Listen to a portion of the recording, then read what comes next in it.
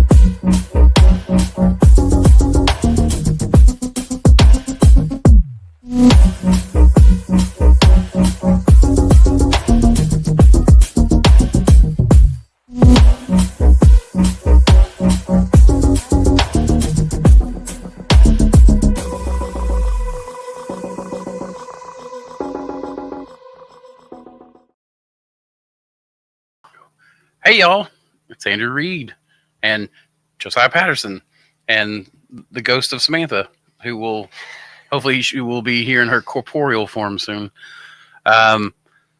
Hopefully was that mine or yours? Hopefully Samantha will be joining us really soon. She got held up, and she will be getting through some of that with our daughter. She had to go pick her up from school and get coffee and all that kind of stuff. So we'll get here in a bit. That's right. Perfect timing, I'm sure. Absolutely. Let's see. Can you guys hear Josiah okay? Josiah, give me a test, will you? Test 1, 2. Okay. Let me know what you guys can hear. Just a quick little shout out to Instagram. Anyone who's watching on Instagram, please come over to YouTube or X if you want to be able to join us in the chat. Those both collate to my single chat versus Instagram, which I have to go to a whole separate tab and I can't see it or anything. So you may ask a question that gets completely lost, or I may come back to an hour later. So when you're not here, they said loud and clear, Josiah, so you're good. Beautiful. For those of you guys who don't know, Josiah is my friend and former co-host, I guess we would call it. Yeah, once upon a time. Yeah. Friend, co-host, mentee. Well, at this point, I'd say long time ago. I was going to say we're peers at this point, I would think. Feels that way. And right, should feel that way. You've been at it you were one of my first ones here. Yeah. So we started in 2020. Yeah. So you've been at it for 5 years. Yeah. Yeah. And you were at it before then too. You just tinkering a little bit. Yeah. The mushrooms came on fast for me. Yeah. I mean, I played around for probably about a year and a half before, but I gotcha. Yeah. Yeah. I do remember because I was like, "Where are you from?" And you're like, "I'm from Pal." One of the first mentorships, and then right down the road. Yeah. Oh yeah. That was Was it 45 minutes from here? 45 minutes. Yeah, but 45 minutes means that it means that you were making the decision to train someone that you knew was probably going into your territory. Oh yeah, for sure. We hit up the same people, so I was not worried, and then I became worried because you grew pretty fast. Yeah. So, yeah, it's been wild. I guess actually while we're waiting on Samantha to set up, if you want to give a quick introduction to who you are. Oh, hold on a second. I'm live. Okay. Bye-bye, Ben. Bye, Ben. Hey, actually, poke your head in and say hello to everybody on the mic. The cameras are to everybody on the mic. But you can, I was going to say, you can join us until Samantha can say, if you'll swing the mic towards where we can hear you. Okay. Not that mic, the other mic. You got your own over there. Look. I thought you were going to pop in. Now you can you can join us. Why, hello. And Ben Erickson everybody of Man of War. There you go. Yeah. Where's the actual camera? Oh, there it is. Hi. Yep. You can actually see my face looking at them. Well, that's kind of neat.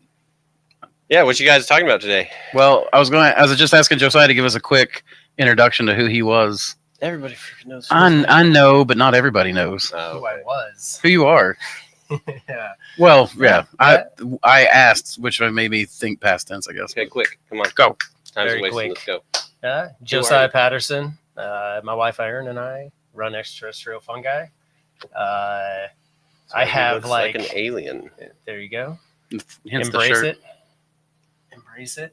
But yeah, I have no real training in mushroom farming or really anything that translated. I drove a forklift at Costco before I started my mushroom farm, and then many serendipitous events kind of put me on the path to starting this. And the whole thing came about during COVID.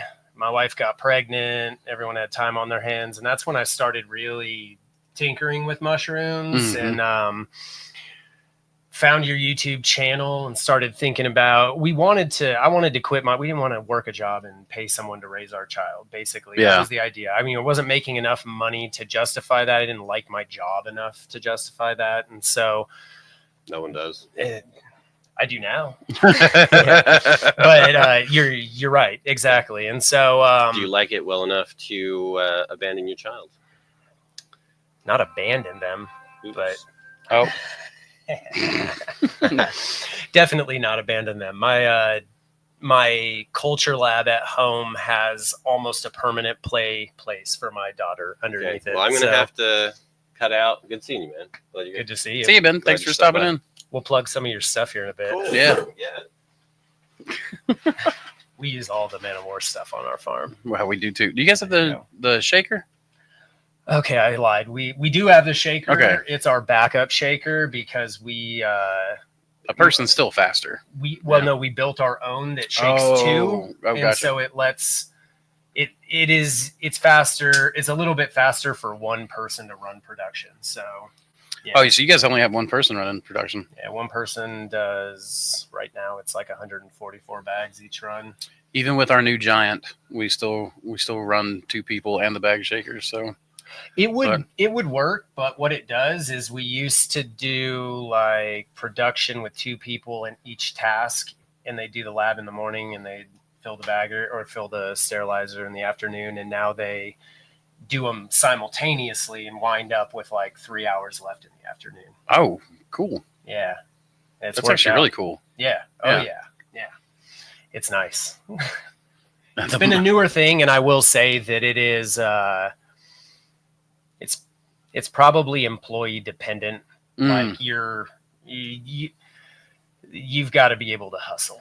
I guess, it's a long day. Not even necessarily hustle, but just stand up to it. It is still a long day in the lab, but it takes a lot off of you. It's more walking now rather than shaking. Gotcha. Heck yeah. Yeah, it's well, you were saying you use all of it. So what stuff do you use? Like the Thor bagger, Yeah, we do the volumetric Thor bagger. I mean, we've used Ben's baggers since, we've had Prometheus, we had the timer version of Thor, and now we've got the volumetric version. We used the shaker for a long time. When before we had our other one, he was finishing that while Ryan was working on ours, and so we used that, and we really enjoyed it. the volumetric, or the shaker, and that. Anytime if we ever have to do maintenance, like it's sitting right under there. It's our go-to. We've used it as a backup again. The bag shakers really worked for me. Like we can do one person because we've got two of the shakers, and so we're able to run them all, like alternate and just run one person going. Of course, we've been experimenting with the liquid culture to bulk and some other stuff that keeps us from having to shake it all. But I like the bag shakers, but honestly, the Thor bagger and then the stir plates are like the life-changing stuff, I feel like. Yeah. I was told that I may get to go home with a stir plate. So really? I'm excited. That's cool. Yeah. We've got the squisher too that we use. Squisher. Oh, I've got one, but I had like the very first prototype model, and it snapped because that's how he got the stress testing done in the initial. We broke ours and fixed it. Oh, did you? Okay. We broke. Did it break on the tray? The baking pan? Yeah. Same here. So we bought the same pan and then reinforced the connections for it. I'm sure Ben has fixed that already or whatever. But that one is, if you have two people in there, I don't find that one as necessary, but. It's also, I'm talking as the person that's not usually using it, and whoever is running the lab appreciates having that. I think one of the harder tasks is that initial breakup of the block. Yeah, so dry bagging always, like for me, makes those bricks. Yeah. Actually, I need to show you our lines being bricks right now. Like We did the direct LC to direct, to and so they bulk, yeah. didn't get broken up. And it's just these dense little bricks that are growing in. Somebody came and bought a bunch of them for and took it back for like ready to fruit blocks. So they came Okay. here. So I don't have nearly as many as I had, but it did add, because those were top spawned.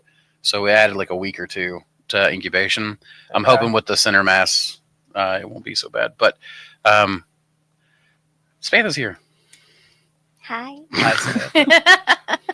We're getting cozy, guys. Josiah came in person, and I was like, I'm going to set up a separate camera, and I didn't have time to do any of it. So I should have made Surprised some you time. didn't zoom back a little bit. alright. That way we. I think I might be able to do that now if you want Alright. to talk to the people, but I don't know. I'm afraid I'll mess it up. it works. But let's see. So you were saying that you got started. You used Ben came in and interrupted us, but you wanted to work a job, or didn't want to work a job where you couldn't raise your kid. Basically, Yeah, you wanted, like where you yeah. having to pay something. Like Samantha and I ran into that ourselves early on. Yeah. Well, All of these things came about at one time, so it wasn't. The one idea after another seemed to happen in a matter of days. It wasn't like, I got to do this. Let me search for something. Like everything just kind of presented itself. It was cool. Also, I got to say that I heard someone on a podcast recently express the idea that mushrooms choose people. And my experience as a farmer has I've said that, but not out loud, Right, yeah. to many people, and like that, it's very much felt like that the way things have happened. But with the mushroom farm, I figured we have the giant farmers market downtown, Yeah. and we've got farmers markets everywhere. I figured the idea was that I could grow enough mushrooms, when my wife was home or during nap time, that I could sell at the farmers markets on weekends, and I would make probably more money than if I had kept my job and we hired someone to watch our daughter full time. And so did that.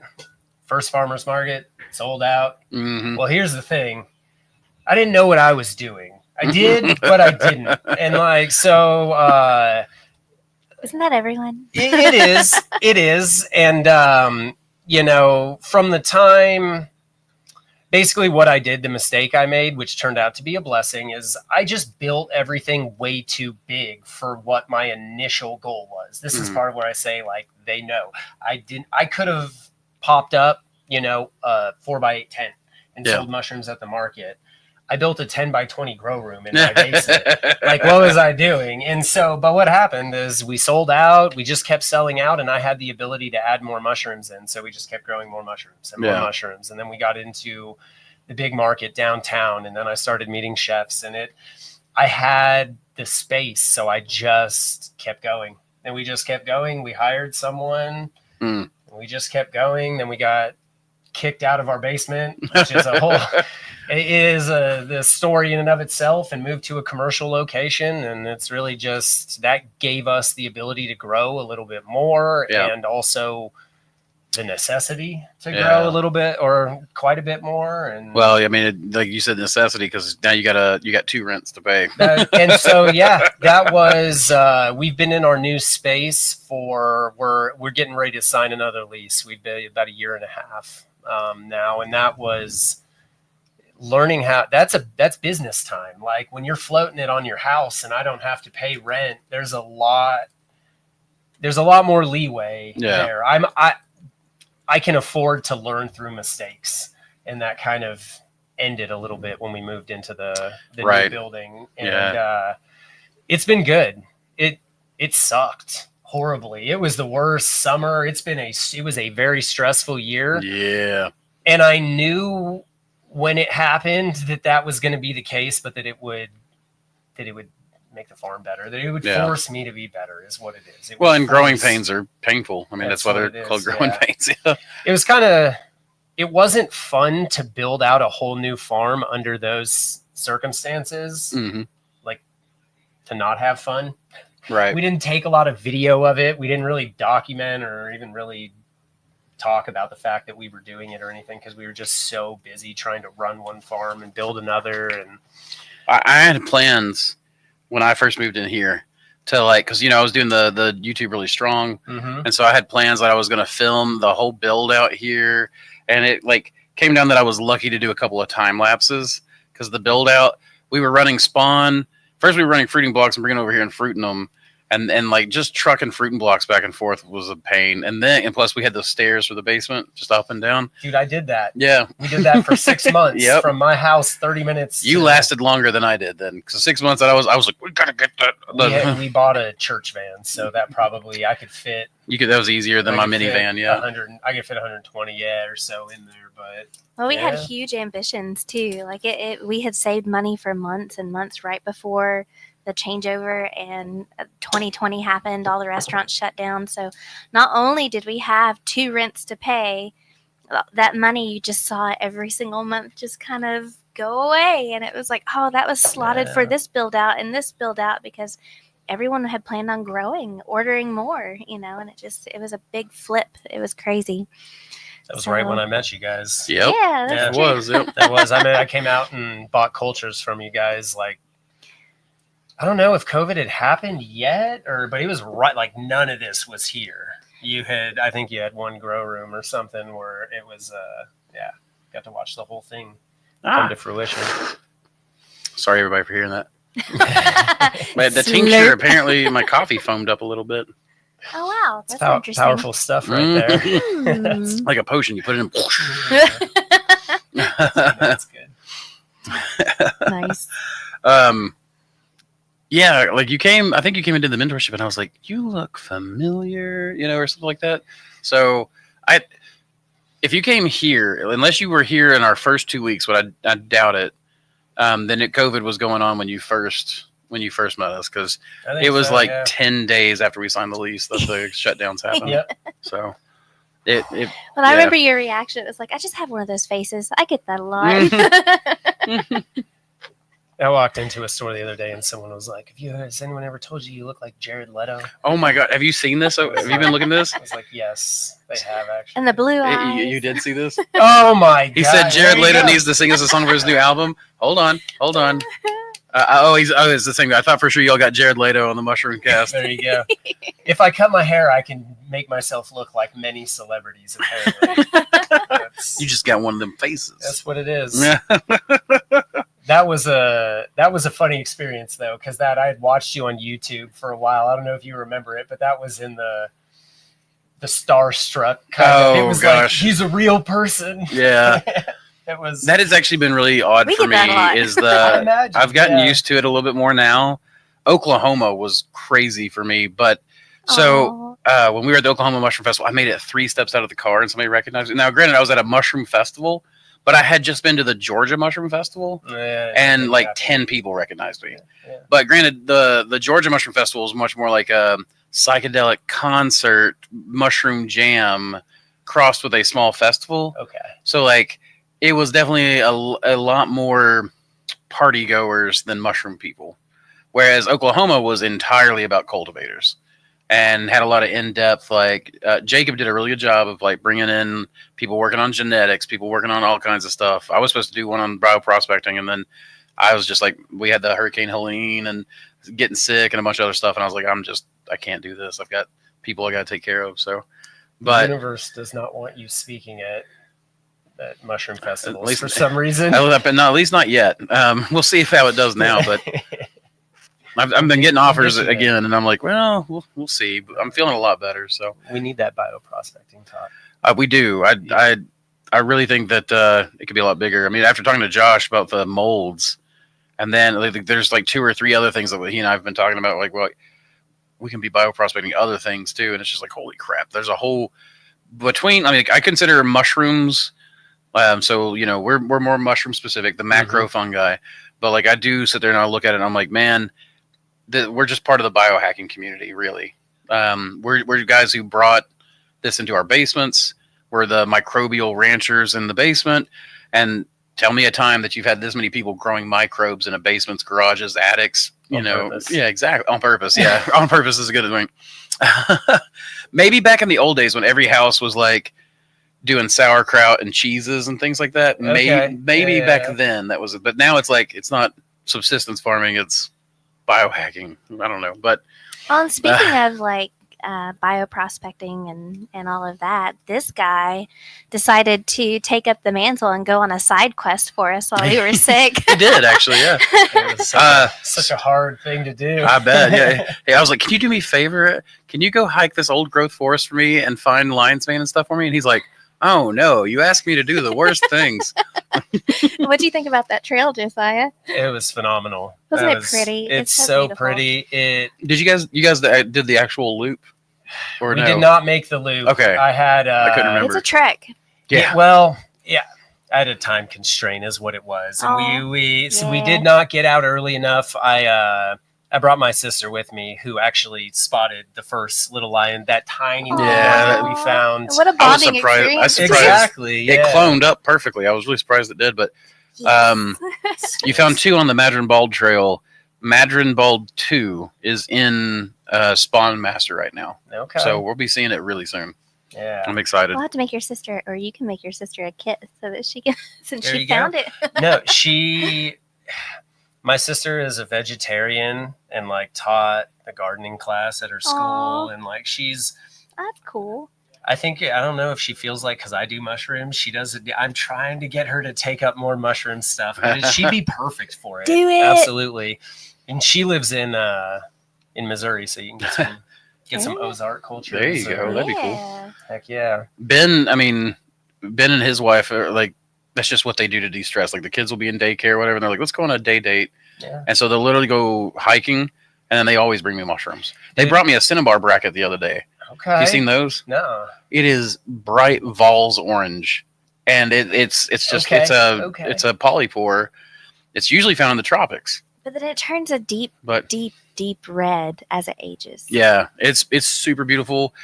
The culture is not working really well, so I'm going to go back down there. Like he GPS tagged it, so I can go straight to it. Okay. That's something I really like about the mycologium stuff is We've that had the folks GPS tagged it. from Hawaii as well offer to send it to us, and a bunch of other different places. Colombia. I'm There you go. getting one sent to me from a Colombian. Dude, I talked to you about this before, and this was me. I brought you an oyster today. Yep, It yep. gives you like just another thing. It's a reason, a purpose. Yeah. Like on why you're out there. And it's This is it, a purpose. Honestly, it's fun. Whoa. isn't it? Here, Oh, while man, that's you're wild. It is really, really, really pretty. Just But I will very say red. it is also fun to it's fun to have you here so that I can find it and do that, and then I go give it to Andrew, and I don't worry about it. It's you can just let me clone it. And there you go. Yeah. It's Andrew will be the parent now. He will take care of it. He will nurture it. It's actually kind of a It's sleep, what not you're a bad way. doing to me is exactly what other people are doing, which is it's funny because I was like, I started this so I can be out in the woods more, but then I started realizing Nope, you just got us in the woods. I more. got you all in the woods more, And you in and, the and lab. I'm in the lab again. So, but what's crazy, Samantha and I have a whole plan for like That's okay. tiers of people as we grow the business again in this direction, hiring priorities. Okay. And unfortunately, replacing me in the lab is like 4 or 5 Yeah. down. There you go. So- Also, you've got videos teaching people how to culture it and Mhm. stuff too. Like, I don't know, incentivize someone to do a little bit of the work for you as well. Oh Well, yeah. And again, it's the preserving the biodiversity, and there's Yeah. no way one person can do it. No, So it you have to is- have a lot of folks working together. Yeah. So It makes it hold on guys, I'm gonna see if I can make this happen without destroying the stream. Yes. Okay. Success. I've migrated it over. I do have a question for you from John. From John's Forearm. What was your initial cost to start selling bulk? I'm not like that's kind of an open-ended question, but I don't know. Pick a tack and go with it. Initial cost to start selling bulk.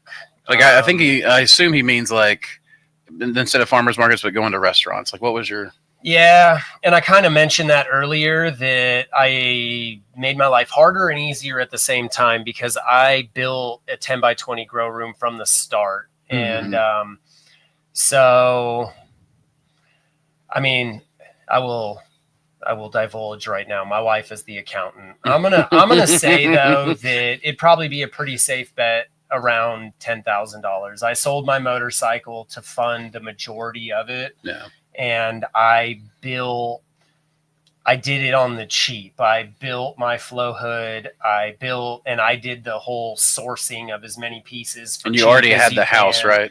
We had the house. That's Yeah. what it was. And so I basically copied your style grow room, almost what we're sitting in right now, with just the plastic wrap and wooden PVC shelving.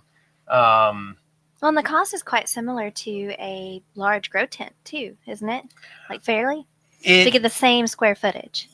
Wait, between the building the grow room and the tent? At that time, I remember that the gorilla tents were very expensive. They've gone down in price. The timing is with everything, with wherever the price of materials. At that time, it made more sense to buy that, and it also was going to fit the space that I was building better. And that was right before the wood price hike. It soared. Yeah. I bought all the wood to build my grow room for like $500 or something. Yeah. So and had leftover wood. To build I think that's awesome. We bought all of ours at the beginning of COVID, and then it was after that lumber spiked, and I was like, oh, I literally built this out of gold. It was, it went way up in price. But the first grow room, I think we used half as much lumber, because this one is actually framed to where you can put a second story on it. Okay. So which will happen. Do I? So which will happen. Well, I mean, it's already happened. So Man of War already stores stuff up there, and then they access it by a ladder. Okay. But Ben and I right now, we're just discussing, he's ready to build a stairway up there. And then I think he's either moving stuff, migrating odds and ends up here, like the things they have to access less often. Or he's putting the print farm up here. I can't remember, but he's got a bunch of 3D printers now, and they're expanding the business. They're actually buying another mushroom business right now, and then they're going to bring all of that manufacturing in house as well. They need more space. They definitely need more space. It's busting. It's you come to our place now, and it is just like he said, busting at the seams, and then it's apparently only going to get worse. So worse better. Worse better. I will add to that question that I've changed my mind on grow tents a little bit. Like, I'm using a grow tent right now. I use tents for a lot of stuff. I never use them for growing the actual mushrooms until just recently. Yeah. But I think a lot of it has to do about timing and how long you intend to be in that place and stuff. Yeah, and I look at the tents as like a good nomad infrastructure. If you're unsure, it's kind of nice to be able to buy them and then keep them. If you're looking to expand, if you're that you're going to be doing more, and the thing is, like I said, I mean, I've used tents for incubation. I use tents for both of my labs right now, as we're kind of in this in between stage, and they can be super helpful. Mm-hmm. And that right now, I bet that a tent would probably be a cheaper way to get rocking and rolling with it. Well, especially like I've noticed, weirdly enough, I mean, everybody's talking about inflation, but anything I need on a daily basis personally has gone way, way up. But when it comes to equipment, everything's coming down. Like, my fans were cheaper all of a sudden. The grow tents I'm looking at are cheaper. For the most part, I'll take it. Right, I'll take it all day long, because it's I mean, do what? 10 by 20 gorilla grow tent, and I say that because it was a comment specifically with that. Okay, it's 2,500. That's that is it's expensive. So here's the thing, though. The biggest pro of building your own grow room, to me, or at least one of the biggest, if you're doing it in your house and stuff like that, is the ability to use rolling racks. Mm-hmm. And you're going to spend more money than that in rolling racks. You absolutely are. Yeah. So, I mean, it's kind of two different things. And I think that a tent would have served me well. Mm-hmm. I could have done just fine with it, especially because we were using that PVC style shelving. Yep. And there is something to be said. I'm coming from a place where I'm thinking about things as having the business going and 2 young kids, and it's like busy, busy, busy. The ability, how fast that tent goes up is a huge pro to me. Yeah. On the time spent, I mean, by the time, if if you were to hire out labor to build it, it would be kind of That a similar too. aspect. And so that building your own assumes you can do it yourself, that you have, and now you can do it yourself. I will tell you that. I should have. I wish I had some video of my old grow room. One of the doors was like a literal A. It closed. It was actually impressive, but I didn't know what I was doing when I started a lot of this stuff. And I like to say, what? You put in the reps. That's what it is. There you go. And then eventually I hired someone who knows how to do it properly, and I pay close attention. But it worked. You're building a box. It's not you're not supporting your structure with it or something. So my grow room worked out, but a tent, yeah. And if you don't have the tools, if you have to buy everything plus the materials to build it, then a tent it's a good option. I don't like claims in mushroom farming that you have to do it anyway, that there's a right way to do it, or my experience has shown me nothing but the opposite of that, that following what people tell me to do has screwed me over or made me spend a lot of money that I didn't need to spend. Samantha and I, that's something we decided in 2024 that 2025 was going to be the year we don't listen to anyone. And I don't mean that like we're not going to listen to anyone, but like at this point, I have exactly like you're saying. I've spent way more money than I needed to. Yeah. I've put myself through so much more stressful situations. I'm pretty sure that's why I had a hypertensive crisis. Like, but it's like I just had so much stress. I was literally bleeding money, and then having go through the stress of bleeding money, all because I was listening to other people instead of just going, you know what? Maybe I should have just done things my way. And now that I'm doing things my way again, all of a sudden things are easier and I'm less stressed. Yeah. And everyone will have an idea of how you ought to run your business. There you go. Yeah, that's true too.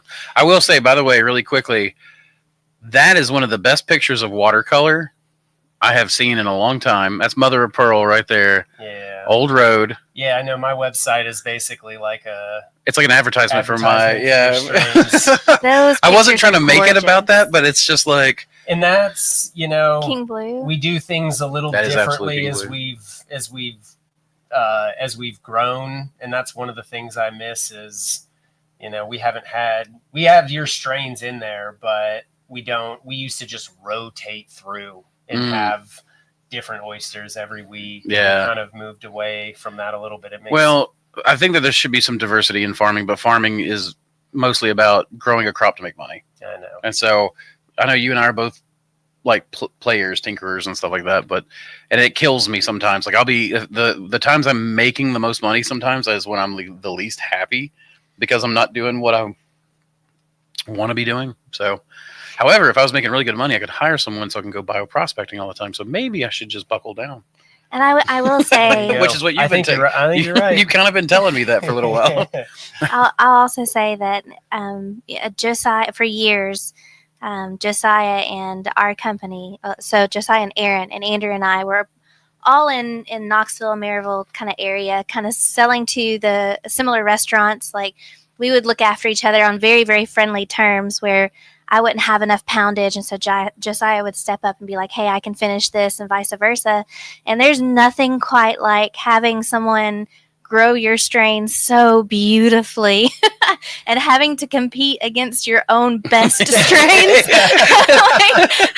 And then we're like, a part of our business model has been the strains, the breeding those strains, the chefs, literally everyone that we've all delivered to. Those chefs help shape those strains. And so Josiah's over here selecting the best ones and growing only those. Yeah. And we were like, dang it. It was funny. Speaking of, at this point, I consider you a better grower than I am. So I'm probably better in the lab at this point. I don't know about that. I'm getting there, but I have been at it a long time, so there's that. But maybe we can say over certain species, but you grow, you can grow a wide. We're just dipping our toe into the varieties. That's our new thing is more variety. So I can help you there. We'll talk after, or maybe we'll talk during. But I've got one more, unless you've got just a comment, real quick. Yeah. John said Adrian and Sam should start their own mushroom festival, the MushRune Festival. Oh gosh! By I the don't way, even know if I want to take up that. well, we are doing. I'm going to call it MushRune Fest now. But we are doing our October get together this year. We didn't do it last year, but we're doing it this year. I'll pick a date and announce it. But this year we're doing it a little differently. It's not just invited and you can kind of RSVP and show up or not. You know, well, I mean, you're coming, but I'll be here. Yeah, you'll be here. Your chili's your I'll ticket. be here with chili. Yeah, I was gonna say your chili is your ticket, but they make the best fucking chili. Yeah, It's awesome. We're okay. Yeah, we're more than 15 minutes in. Yeah, true. But this year we're gonna actually have people purchase tickets, just because that ends up making things a little bit more solid for me. It's been too stressful for me going, hey, can you do it? And then when you come up, can you bring food or donate money? And it's a lot. Well, so we're absolutely going gonna to do get a ticket. I think so. It's a blast. It's been a blast every year. Thank you. And if people do a ticket or something, then maybe that can incentivize us to actually do like. Well, we're gonna be doing the Olympics. There you go. We're That's doing. all I said. We think about different Yep. events for it all the time. Absolutely. Samantha still reigns supreme in the bag folding, but like I said last year, we didn't do it. So Josiah might beat me this year. maybe You because got we've years been out of now. practice a Yeah. little bit. I'm getting there as well. I hop back in. The thing is, before the get together happens, I'll hop back. They'll be like, "Why is Boss doing production over here?" And you're like, I'm just bulking up. Training, yeah, faster. Oh man, I love that. Samantha, what was your comment? Oh, just kind of going back to the strains. Over the years, have you noticed certain strains that are susceptible to blotch or neurospora? Or I'm kind of curious to see if like they're the same. A lot of them are similar. I mean, the one we grow more king blue than any other mushroom, and that's the mortgage probably lifter, man. What's that? That's the mortgage lifter. It is. Yeah. I mean, it's just a delicious mushroom. It's weighty, and it honestly, out of a lot of the ones we grow, that one is still the most finicky. Yeah, and that's what I was gonna say is you have to have a clean grow room to grow that successfully. Like, so the fact that you've achieved that is and Joe done it Iovino well. even said though, he's like, I'll grow it because that 1 week or 2 weeks every now and then where you have a catastrophic crop, he's like, from the blotch or whatever, he's like, it's so much more productive than almost any other mushroom he's ever found. Yeah, that he's like, it's worth it. Because it raises the production every other week, and then I might have a catastrophe. And now, so I've grown that since I've been selling wholesale, since I've been growing the whole time. That's probably the mushroom I've grown other than lion's mane, but that strain of oyster. Yeah. And it's the marshmallowy stems. It's the button killer is what it is when I go to mushroom or to restaurants. The button killer. I like that. I like that even better. But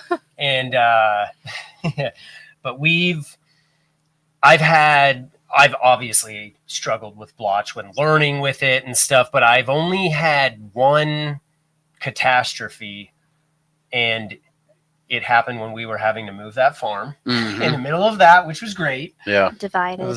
Really. Yeah. Even it's like the best. And timing. that's really what a lot of it was. The tracking the problem down took longer because we were stretched too thin, and it wasn't, it was cleanliness. It was my, erector set grow room trapping that had been in use for 2 years now and was trapping stuff underneath because my seal on the edge had given up, and we were packing it to the brim and couldn't shut it down to fix stuff. And that is a thing, packing it to the brim. You will see a higher bioload you have to clean twice as much. And tell me about it. And there is something to be said about going into a brand new space that you don't know what's there yet, despite how much you've bleached, how much you've pressure washed, how much you've cleaned, how many repetitive times you've cleaned just before moving in. Yeah. Like there's still stuff that you're picking up on your shoes, everywhere else too. So, exactly.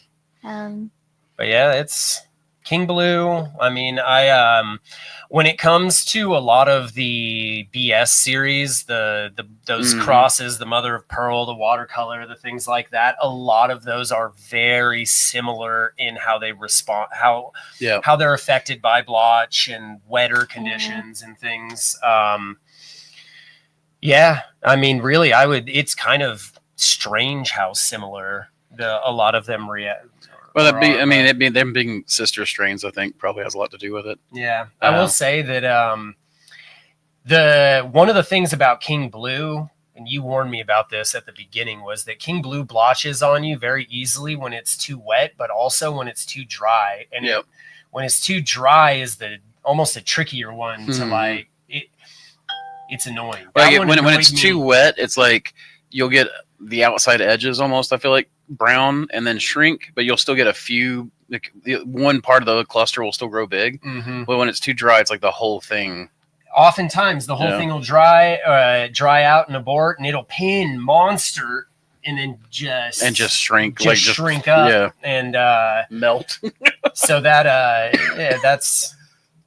that's a trickier one to balance, and I didn't notice that with like mother of pearl and watercolor. Like a lot of these were awesome to use for grow kits Mhm. because they just tolerated a little bit drier, that kitchen Yeah. and counter environment. And Mother of Yeah, interesting. Mother of Pearl is one of the toughest strains I've ever that thing's a found. beast. It is, yeah. Like one year our air conditioning went out, and I think it hit 96 degrees in our grow room for like 2 weeks. Yeah. And Mother of Pearl and Elmsy were the only two that were fruiting. Okay. But granted, Mother of Pearl, it was ugly at that point. It was heat stressed and it looked awful. I don't think But it at was too least- bad. It wasn't too bad, but So I don't think it was too bad. Yeah. What'd you say, Josiah?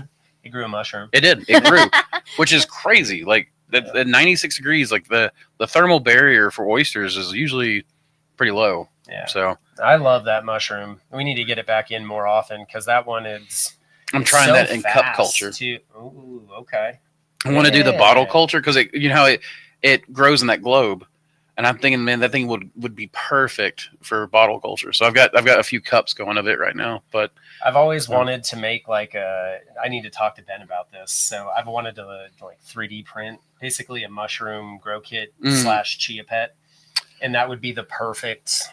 I saw someone just do that. That's There's some awesome. new game out called Envoy, Okay, and in there's apparently a fungal bear, there you go. and they 3D printed a bear, and then they packed it full of mycelium, and they grew it out, and so they were literally playing the game against the bear with the bear sitting right there. I like it. Yeah. I like it. You do a woman's no face idea with is space original. buns. No, it's not. Well, that's like I've been so in the past. There was a time, even now, where I'm like, oh, I'm want to open stuff up, but then it was like, well, you get these resellers. I want to protect some stuff. Unless there are reasons I can't talk about it because of the Mossy Creek Mushrooms board decisions, or I signed an NDA or something like that. Unless I do that, like most of the time nowadays, I'm just going back to being open because it was like, it stresses me out not being able to share stuff, but B, it was just like, it actually just works better. It just works better for me to be able to be open. And whenever I put something out there, I realize, 15 other people have had the same idea. Yeah. It's just really about who acts on it. I think like it's in the open source like coding world. I've heard that it's you get paid for your work, not your ideas, kind of thing. So Yeah, I mean, I think that ideas are a strange thing, and you get into that starvation mindset and trying to Yeah. hold on and worried about it, and then your ideas are going to stop flowing. You're not going to learn. Yep. You're not going to do the work to the level absolutely. that you're capable of. Yeah, I mean, Probably not going to make as much money off of it if you happen to make any. So. right, because being unhappy is no way to be creative. That's for sure. Real quick, It's Doesn't true. work. do either of us know of any mushroom growers near Jackson, Tennessee? It's halfway between Nashville and Memphis. I don't know anything about what goes on in West Tennessee, other than I know there's a farm in Memphis, but that's it. No, You don't either? no, I don't. Okay.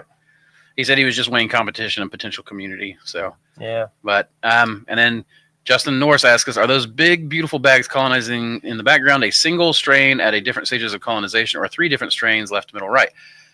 I will do you one even better. So this one that you can't see my hand, there we go. This one right here are shiitake strains that are a couple of wild one, or a couple of log outdoor strains that I'm testing indoors. That one over there is just 3790, the one behind Samantha. And then the one behind Josiah, I'm pretty sure is like 5 different strains. There may be 5 or 6 different strains. It is. Okay. So each shelf, either every 2 shelves or each shelf is a different strain. So there are a bunch of new oysters, some new enokis. That is the golden and white cross that I did, and a bunch of other stuff. But so it's not nowadays where we're going to so much variety. We're not actually seeing. You're not going to see shelves that are all one type probably anymore. I will say I did Google mushroom farms in Jackson, Tennessee, and Jackson Gourmet Mushrooms is like the first one that pops up. There you go, Justin. You might check them out. I started my mushroom farm in the same competing against this guy. Like, I don't know. I feel like it's me? You. I was like, right this there, guy. you. Yeah, I thought you were telling a story against this guy, and I'm like, yeah. Oh, I am the villain in the story. Not the villain. Just to say, it's great. It is great to do market research and know what you're up against. Also, but like, it's better if you can woo each other. Start a mushroom farm too, like. Grow better mushrooms than them. Like be more creative than that. Like you grow different mushrooms. There's more farms now. Like you're not growing as many fresh mushrooms. Yeah. But there's more farms now than when I started. I mean, I'm now, I guess, competing against 2, 3, maybe 4 in this area, and they're like growing. So there's Moss Creek mushrooms, ET fungi, Misty Mountain mush, Beyond the Veil, Rivers Ridge. I don't even know who that is. They started because I told them to do it. Excellent. Okay. So Rivers Ridge. Amber, and I feel bad. I can't remember her husband's name right now, but they're awesome. They come to the Mushroom Festival. Okay. Oh, cool. I remember. Shoot, I wanted to be at that too. Year before last year, right? No, that's they're near Nashville. Yeah. Okay. Yeah, that's John and Amanda. Oh. Yeah. I saw it. Yeah. They're the ones that brought the apricot spread. That's Mellow Nomad. Mellow Nomad. Okay. That's right. So okay, you got Beyond the Veil, Rivers Ridge, and then I mean you got Sugar Tree Gourmet, but I think he actually does business with like all of us, and then he does wild mushrooms, right? He's probably like Littlefinger back there. Yeah, right. he's like, I'm going to get a little bit from it. But power plays, and Adam talks to all of us. He does, yeah. It's I mean, it's smart of him to do so. Hey, Adam and Shelby. Though, did you hear about their car wreck? Yeah. Okay, yeah. We can talk about that later, but I don't want to air their business. But yeah, just did. Well, I mean, all I said was a wreck. So he's been to my farm and picked up spent blocks since. They both. That's have. right. We talked about that. Yeah. I mean, they're. Yeah, it sucks to when you have a health crisis like that in your business, you can't stop working. That's actually one of the problems. When we know all about that with the. And again, this guy and Erin came and helped us do production while we were just completely down and out. And Scott and we had quite a few come and help, and we're really appreciative of that. Yeah, there was a time when I was a lot more fearful to encourage people to farm mushrooms, but then as it's gone, it's if I ever start getting worried about oh my gosh, Josiah's taking a bunch of restaurants, or even his boxes are showing up at some of my restaurants or whatever, then I was just like, you know what? We just find another way around this. And I was like, I could either go more specialties, but then I was like, I just want to go genetics anyways. Like, and you were just my excuse to go genetics. That's basically what happened. Honestly, we did it really well. When I came to the mentorship, gave me 2 leads and led to, our longest running restaurant that we've taken to. And who is that? The Brasserie. Oh, yep. Yeah. And I mean, we would frequently communicate between whose restaurants or what, and like you said, fill in when we needed it. And it's definitely, it's kind of Knoxville has a special. I think a lot of these other farms we operate in a similar way. Yeah, we've helped each other out, and be it grain spawn or actually filling in for mushrooms, and there's just doesn't apply to everyone, but we're in a fortunate area. This place is growing like crazy, and oh yeah, and Knoxville's got for as small as Knoxville is, like as far as a metro goes, it has a weirdly strong food scene, which I blame on Blackberry. It is. It's got to be Blackberry. I mean, I don't know if it's true, but I've read the article or two that claims Knoxville has more restaurants per capita than like any other city. It feels like that. I mean, well, it's not just Knoxville. It's Knoxville and Maryville, and now Oak Ridge is starting. I'm seeing more stuff pop up in Oak Ridge. I'm seeing more stuff pop up down here. Yeah. Sevierville. Oh yeah, I forgot all about Gatlinburg. But again, tourists, like this is a big tourist spot, and then not only that, but we have a lot of universities right here in a very small area. Yeah. So I went and talked. I did a thing with the Anderson County Schools with the nutrition program. I remember you talking about that. you could sell mushrooms to those schools. They're Really? already paying basically our price to buy mushrooms. And I That's just haven't awesome. pushed and followed up, but I saw something else from the Pick Tennessee products that was holding a meeting about going and getting registered to like provide for school. Like there's more outlets for mushrooms. That's what I'm starting to get into, and they're trickier. Have you looked into the hospital commissaries? There you go. Not yet. Somebody called me during COVID, and I never did follow up on it, and because I just had more business than what I was capable of doing. But he was telling me what's great about a lot of hospital commissaries is that they have a central distribution hub for several of them. Drop off, and he got one hub, and they would take 300 pounds a week. There you go. Yeah, and it was like, okay, but he did have to do a little bit more paperwork. He had to do a little bit more, you know. That's what's awesome about Knoxville, and I know there's other cities that work this way, but you have levels, and you can start with these restaurants that you can walk right in the door with a box of mushrooms. And as you get better at it, you figure out how to make the connections and talk to the people to get into the corporate environments where there's a corporate chef and there's over 6 restaurants or a hospital or 3 or absolutely. And those things just take, it's just a skill you can learn. It's selling and learning, honestly, just learning how to talk to people and listen to them. Yeah. I mean, that's just the way you've got to do it. Like, and when we first started growing was like adamant I was going to stay away from those like corporate environments, the government environments, anything that had regulation. But now as I've gotten to where I've got, I'm like, oh, regulation is not necessarily a bad thing. Like I can navigate this now, but I had to level up. And it's a bad thing when you're starting out. Right. And it's overwhelming and you don't, but it's a bad thing if it ever gets to the point where it keeps you from being able to start at all. But this doesn't. There's a very, I went farmers markets to restaurants and now looking into bigger, bigger restaurants or more corporate restaurants. And the distributors, I'm not necessarily big on those just because they want to price gouge you constantly, but me reselling to some of the mushroom farms and stuff where I can cut my price in half, still pay for the mushroom up, make a little bit of money. And then I don't have to do any of the sales, but there's the lucky part of that. And that goes back to what I was saying. There's no right answer. Right. Like that may fit your operation better. Your location may dictate that. Well, and I'm so much like you're right in the middle of it. Misty Mountain Mush is right in the middle of it.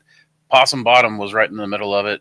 Beyond the Veil's more towards Chattanooga, but they don't. Yeah, they're not messing with Knoxville restaurants as much yet. Yeah, and then I don't know. Like I said, I don't know Rivers Ridge or anything like that. They're in the same area as Beyond the Veil. Are they? Okay. Yeah. I mean, kind of in that halfway between Knoxville, Chattanooga area. Well, and Chattanooga is a surprising food culture. Chattanooga is a huge market. Yeah. I didn't realize when you drive through Chattanooga or you're in Chattanooga, it doesn't feel bigger than Knoxville, but it's actually more heavily populated than Knoxville. Yeah. It's like all along the river. It's like stretched out. Down there, you could sell a lot of mushrooms down there along the river.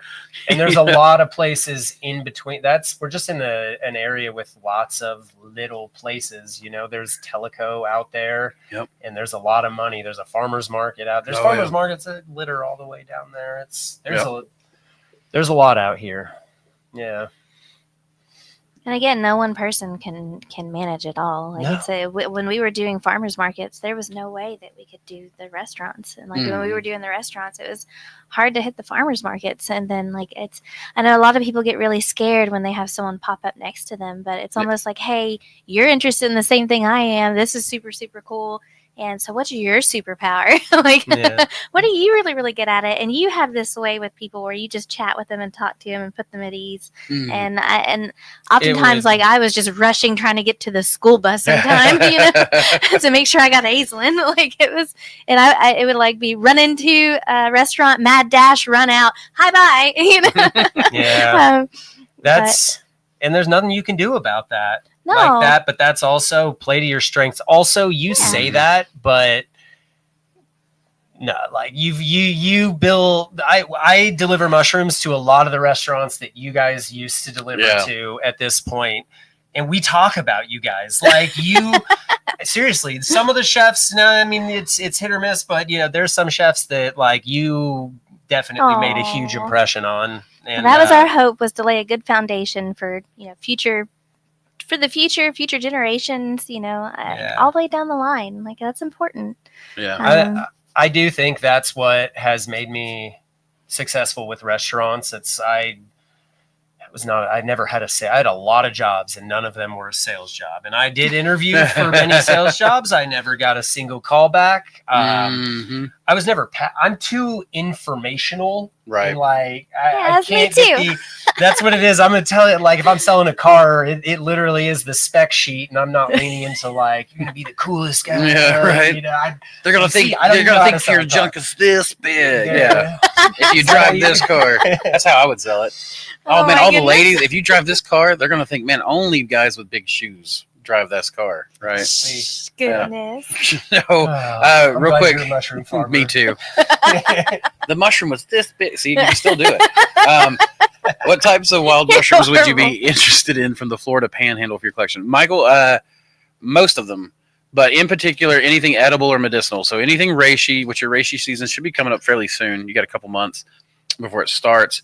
Oysters, I really need some good oysters, like the seasonal kind in particular. Oysters from Florida. I don't have very many oysters from the subtropics or whatever yet. Hericium is always a big one. That's one of the biggest ones right now for me is Hericium. That's one of the ones I'm most interested in collecting. But I will collect pretty much anything you send me. And you're trying to encourage folks to download iNaturalist, take a picture of it. That way you have your name on it, and whenever you send it in, we do notes as well. So we'll log everything about it. Yep. So if you download iNaturalist, you go through, you take your picture, you upload it on iNaturalist with a GPS tag. You can just, instead of sending me photos of the mushroom or anything like that, you can just send me the mushroom or the culture, and then send me the iNaturalist listing, and then any notes I have on it, I will be able to upload to that listing and then make as public information, but also notify you. We're also swabbing these things for interesting, bacteria, yeast, molds, other stuff, and we're sending that to Everyman Bio. Yep. Like it's a whole network of things that we're getting. I did just brew a mead with a yeast that I found on a wild oyster mushroom. So I haven't taste tested it yet. That's why I'm dizzy. That's why you're dizzy. Yeah. No. Just from the fumes, baby. Real quick, we're going to hear a quick word from one of our sponsors. So we'll be back in just a minute. Imagine a world where the most unique, rare, and powerful mushroom strains are preserved, studied, and shared with growers like you. That's exactly what we're building with the Mycologium. A living archive of fungal biodiversity, sourced from the wild, expanded in the lab, and made available for researchers, growers, and curious minds alike. But here's the best part. You can be a part of it. If you're a bioprospector, a forager, or just someone who loves finding cool mushrooms in the wild, you can send in your samples. If you send me in a wild mushroom, and I can successfully clone it, I'll send you back a cleaned up culture of it. If you send me a culture that you've already cleaned up yourself, I'll send you one for our library, ready to grow, experiment with, or add to your collection. That's right. Culture for culture. You help expand the library, and you get something amazing in return. The goal? To preserve fungal diversity, to give people access to new genetics, and maybe, just maybe, to discover something truly groundbreaking. So if you've got an interesting mushroom, a rare find, or a strain that deserves a place in the archives, send it in. Let's build something incredible together. The Mycologium, preserving fungal biodiversity, one culture at a time. Want to learn more? Hit us up, shoot us a message, and let's keep spawning culture, y'all.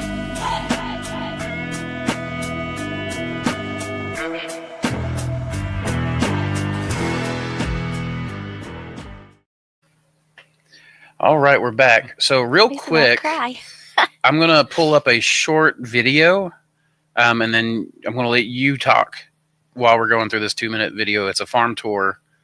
How do I get back there? Oh, I got to, yeah. Clicky click click. Which one is it? Is it this The top short one? one is that one. That one? Okay. Cool. So I'm going to add that to the stage. Look at that branding, Josiah. Yeah, look at us Boom. measuring wrong for the window and having to use tape to fix it. Oh, please. But hell yeah, Um, look at that branding. I think it's great, man. Like, honestly, ever since I've seen your logo, I've been in love with it. Oh, the You're way logo- too hard on yourself. The logo's great. I just wish I would have. Yeah, Do that sign was a whole thing. you want this muted or unmuted or? This one doesn't have sound. You might as well just keep it muted because you're going to get farm sounds.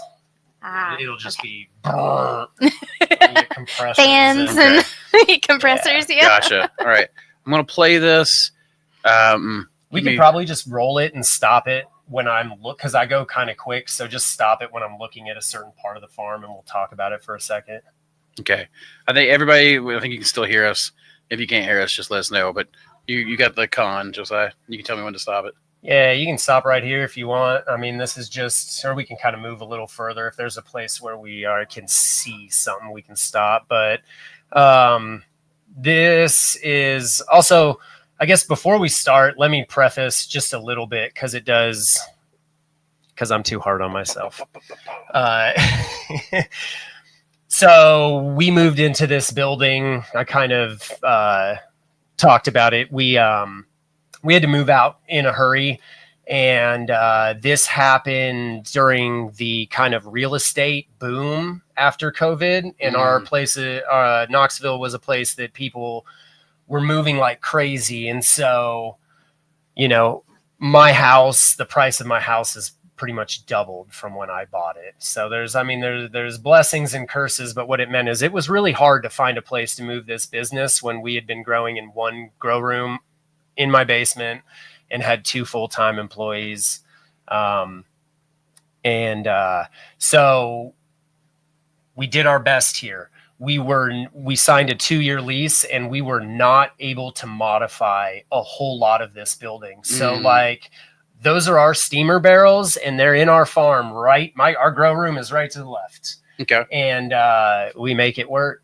But there's some things in here that I wouldn't necessarily recommend if you can avoid doing it. But we couldn't avoid doing it, and Right. we've kind of That's fixed everybody. it That's along most of the us. way. Yeah. So right in this big open area, just where we do production, we'll plant out here. We store our substrate. It was just kind of where we were left with a big open area. This is Aw. that's Pio. Pia Pino. I love her. She's a pocket pit bull. So come down. This is the production laboratory over here. Who's that? That is Ben. Oh, okay. Yeah, we have to have our own Ben. Yeah. So So yeah, I've not we've met this got- one. No, he's newer and Bag cracker. so we got the bag cracker in action. No crap. Okay, yours works great. I've not put mine back together, but look at that. That Oh yeah. And what he'll do, I should have done. I can film. I should probably do a video for Ben. yes, you should. Of this Yeah. because what he'll do is he will squish it yep. and kind of rotate it around, and he hits it 2 or 3 times, and it works pretty well that way. Okay. And then I noticed you duck under here, and you're like, "Oh, look, there's the bag shaker just too." to show, Yeah. here's our. That's our. You have yours. Okay, ours is on a 2x4 frame too, and we do clamps. Same That's thing. what it is. Yeah. Yeah, that seemed to be the easiest. And if you got to move it to clean it, Yeah. that works. So, but we've got that dual tumbler style shaker over there in the corner. Where? It's spinning over in the over there. I in the gotcha. corner. I didn't build it, Ryan. I can't show too much of it. Oh yeah. Ryan It's built a cool, yeah, it's a cool thing. So then we've got incubation right here, and incubation. Again, should have sent you pictures. This was we called it trash bag incubation when we I first love it. started. No, it reminds me of we used to have one that was over there on the other side of the Yeah, wall. I know what you're talking about. When, Yeah, where, yeah. I don't know if you remember, it was just plastic That's what. hung up. Yeah, That's what we started. We called with it the until bivouac. Until it ripped that. What'd you call it? the bivouac. There you go. Yep. So this is our upgraded trash bag incubation. Okay. The 2x4s are the shelves from our first grow room. Nice. And that is recycled plastic. It was everything for free. And it doesn't have a ceiling on it. We may put one on this summer. We didn't need it, but we did put an air conditioner and we've got fans going on. Look in at there. those nice air compressors. Yeah, so a lot of stuff runs on air. Yeah. So that's all this Man-O-War stuff runs on air. I've actually thought about, I'm going to get a nice big air compressor for here. And then I'm going to run the PVC plumbing just to different places in the shop. So we're going to have a big centralized unit. And then, is that what you guys have done? Or no, these are the just hoses in the closet with hoses running where they need. We've got the hoses. And Ben has standardized his entire shop on Bosch tools that run on the same battery type. Okay. And I'm just going to standardize all mine on air. Yeah. Mine won't be mobile, but I don't need mobility most of the time. That'll be we have plans to build a farm in the future, and that's where we'll go. Is the batteries? A big old compressor. Oh, the big compressor. My bad. If we end up using this system, but this is all that is. This is the hard environmental. Still a mess from when we've installed it originally. But pressure washer. The worst thing something can do on a mushroom farm is work. Yeah, because you don't do anything about it. No, then it just and then someone comes in and they're like, "Oh, that's ugly." So wait, people don't realize. Like my mom, I remember one time she was like, "Why do you guys show all your mess in the background?" Right? And I was like, "A, because if I see it while I'm editing the video and it bothers me, I'm going to do something about it." There you go. Or B, so everyone knows that my mushroom farm, I'm not going to show you just the prettiest shots. I'm going to show you the ugly guts and all. So pure brutal honesty. Reality, yeah. That's right. Pure brutal honesty indeed. Okay, and then we've got in fact, what did somebody just say? Gives me hope. There you go. It should.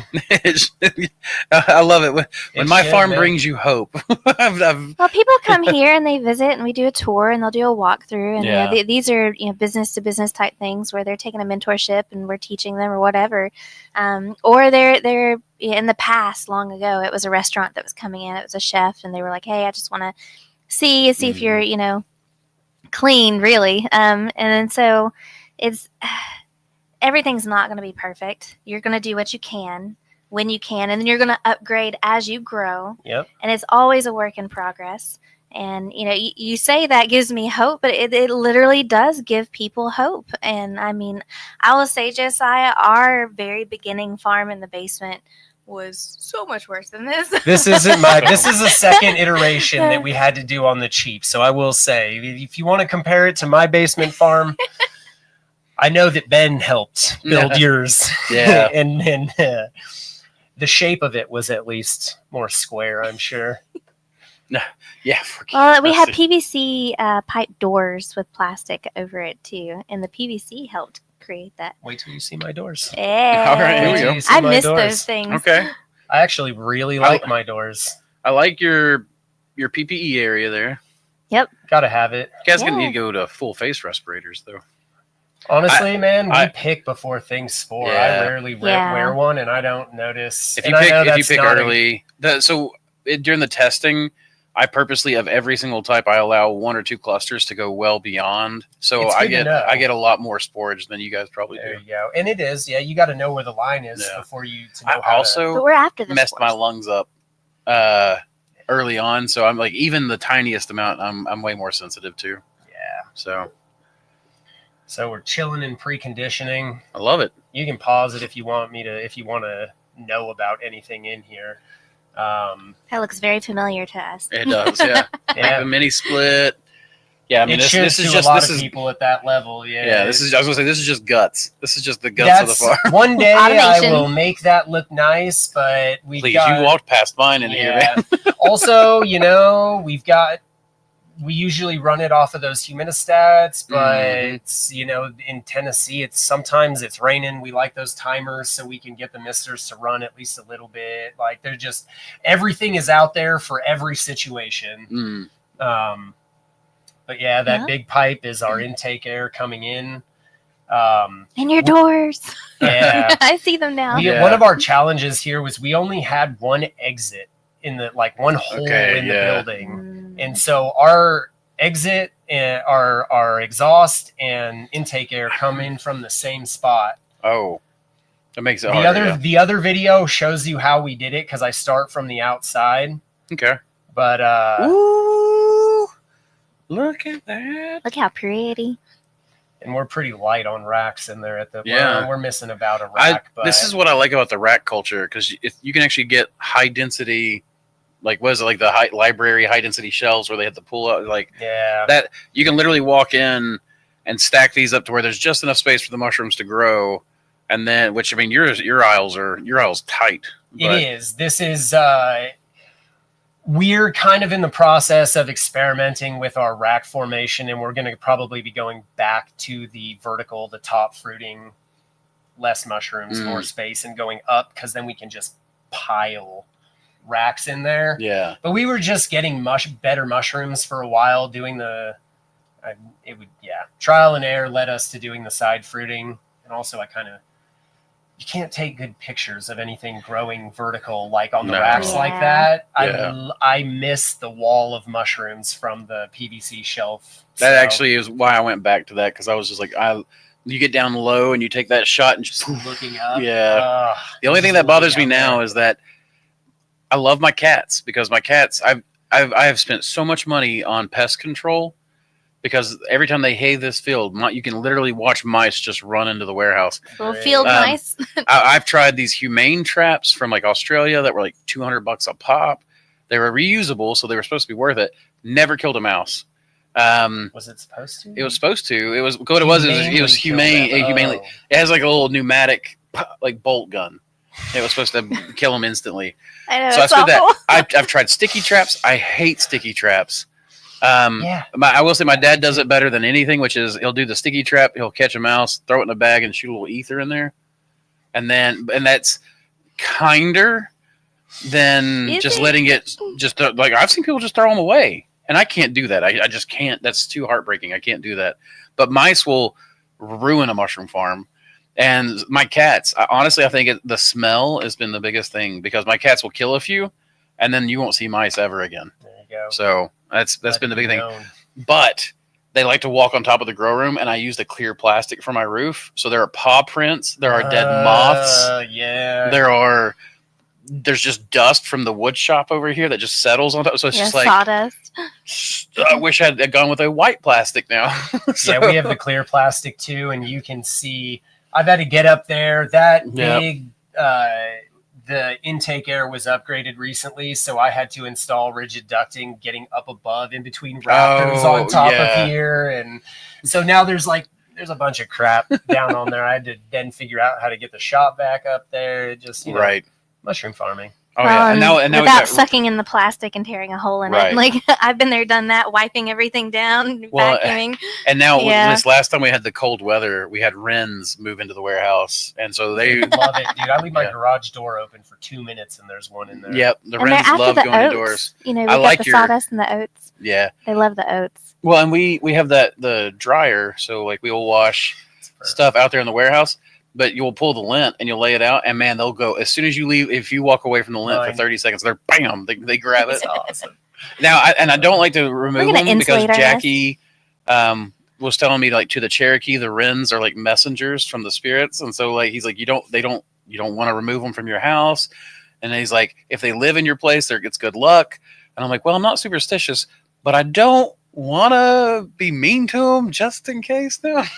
Yeah, Brody will go catch him, and then it'll be like catch and release outside, and we'll shut all the windows and doors. And Brody, I don't know, man. That boy has got magic somehow, because he'll just like he'll just grab a bird, grab a rabbit, a little whisper. Yeah, dude. Hello, friend. Hello, friend. But I like your distribution there a lot. Yeah, it went through a couple different iterations, and that's been nice. And it's nice because you pull it down. It's very easy to take it all apart and just take it out and pressure wash it if you have to. But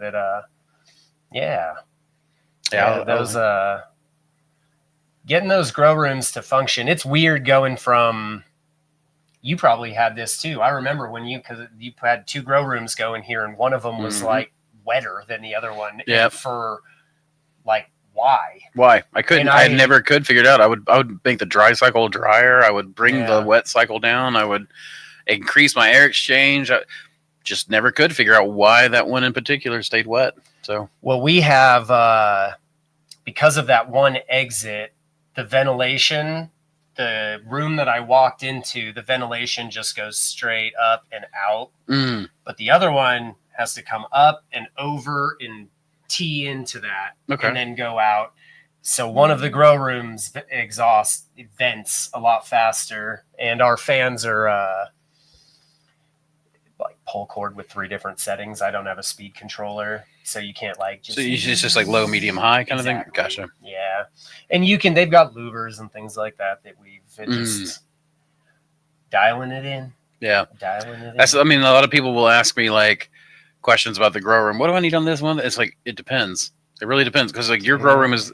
I can give you my standard, but my standard's not going to be.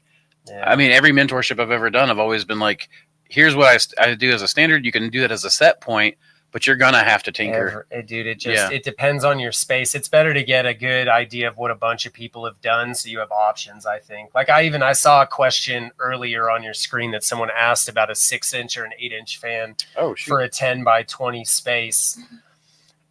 I don't. Remember. I think they also followed it up saying that they were going to be putting them in carport tents, so they're probably outdoors. So. It depends. It depends. Because now you can run positive pressure out there and you barely need an exhaust fan. Right. Like you can run it in a lot of. Yep. We have our setup is kind of weird. Like not weird, but it just took. There's a lot of fans. You're right. So it's balancing a lot of things, getting like one room is positive pressure, those 2 rooms are negative pressure. When getting that balance in can be tricky. It's almost like you can't look at it as. I find a lot of mushroom people want to look at things as like, what's the most efficient thing for this? And it's like, no, you can't even think about that. Like, you have to think about what's the most efficient overall system. And so sometimes I have to allow certain things to work in an inefficient way because it serves the overall system. And then, so you just have to sit there and tinker till you get a stable system. I was actually reading about, in Genetics and Breeding of Edible Fungi by Chang and a couple others. I can't remember their names now, but they were discussing shiitake breeding programs. Okay. And what they were finding is that literally a company will bring in stock. They'll try a bunch. Like if you're starting a farm, which in Japan, which is where they were at, there's not a lot of shiitake farms starting. There's a lot of old farms. But you bring in new genetic stock and you'll test it in your growing system. And whatever works well, you'll breed more shiitake strains and only use the one. You'll breed for your system, and you will only use strains in production that do well in your system. Because every mushroom farm is different. Even if they have the same machinery, the conditions are different. And what the strain that works well for me isn't going to work well for you necessarily. Yep. So they literally will have proprietary strains that they don't have to protect simply because they're not worried about anyone else using them. That's pretty cool. Yeah, and so like the farms are, it's going to be the same way. I try to look at it as I try to provide a certain standard way of doing things on YouTube, so that hopefully people will have a better chance with my genetics. But at the same time, it's different. And there are strains that I swear by that people will try and they're like, it did not work for me. And I'm like, it's not the strain's fault necessarily. And it's not your farm's fault. It's just that may not be the right one for you. So you have to trial until you get something that works for you. Variables on variables on variables. That is all this business is. Which is part of what makes it so fun. It's true. It can make you want to tear your hair out. Oh, yeah. I was even thinking earlier when you were talking about like it's never perfect. You're always going to want to improve, and as you grow and expand, and like it's very much a part of why I love what I do. Like gives you something to aim for. Yeah, absolutely. You will not get bored. Absolutely. So I did have a question here real quick that I can answer. He said, Andrew, how long do you autoclave your grow bags? I just bought a 150 liter autoclave. So if you're talking about grain spawn, well, I mean, I do the same amount of time on both. I do 3 hours, but I used to do 2.5 hours for my pressure cookers or 2 hours. And part of that was because I had to sit there and manage it. But with the 150 liter autoclave, I was like, it's automated. So I'll just add an extra hour And my temperature, I program it for 124C, and then I do 3 hours, and that's grain spawn or fruiting blocks. Pasteurization we do a lot longer, but at this point, 2.5 hours at my right now. 2.5, yeah. But I'm mainly doing G2 grain spawn. I'm not working. Gotcha. And I did 3 hours for a while. Yeah. I didn't notice a difference. Well, and like for my liquid culture, if I'm doing it like in the All American where I have to manage it, I'll do 45 minutes. But if I'm doing it in the big autoclave, I'll do it for an hour and a half. So nice, not having to manage it. With mine, it just sits right under the kid's bedroom, and it goes in the middle of the night. Just think about it. Once she gets used to it, it's just putting you to sleep. That's like the waves hitting. Yeah, like literally, when we moved the mushroom farm out of the basement, and we were still living in the house, and we moved it over here, the house went silent.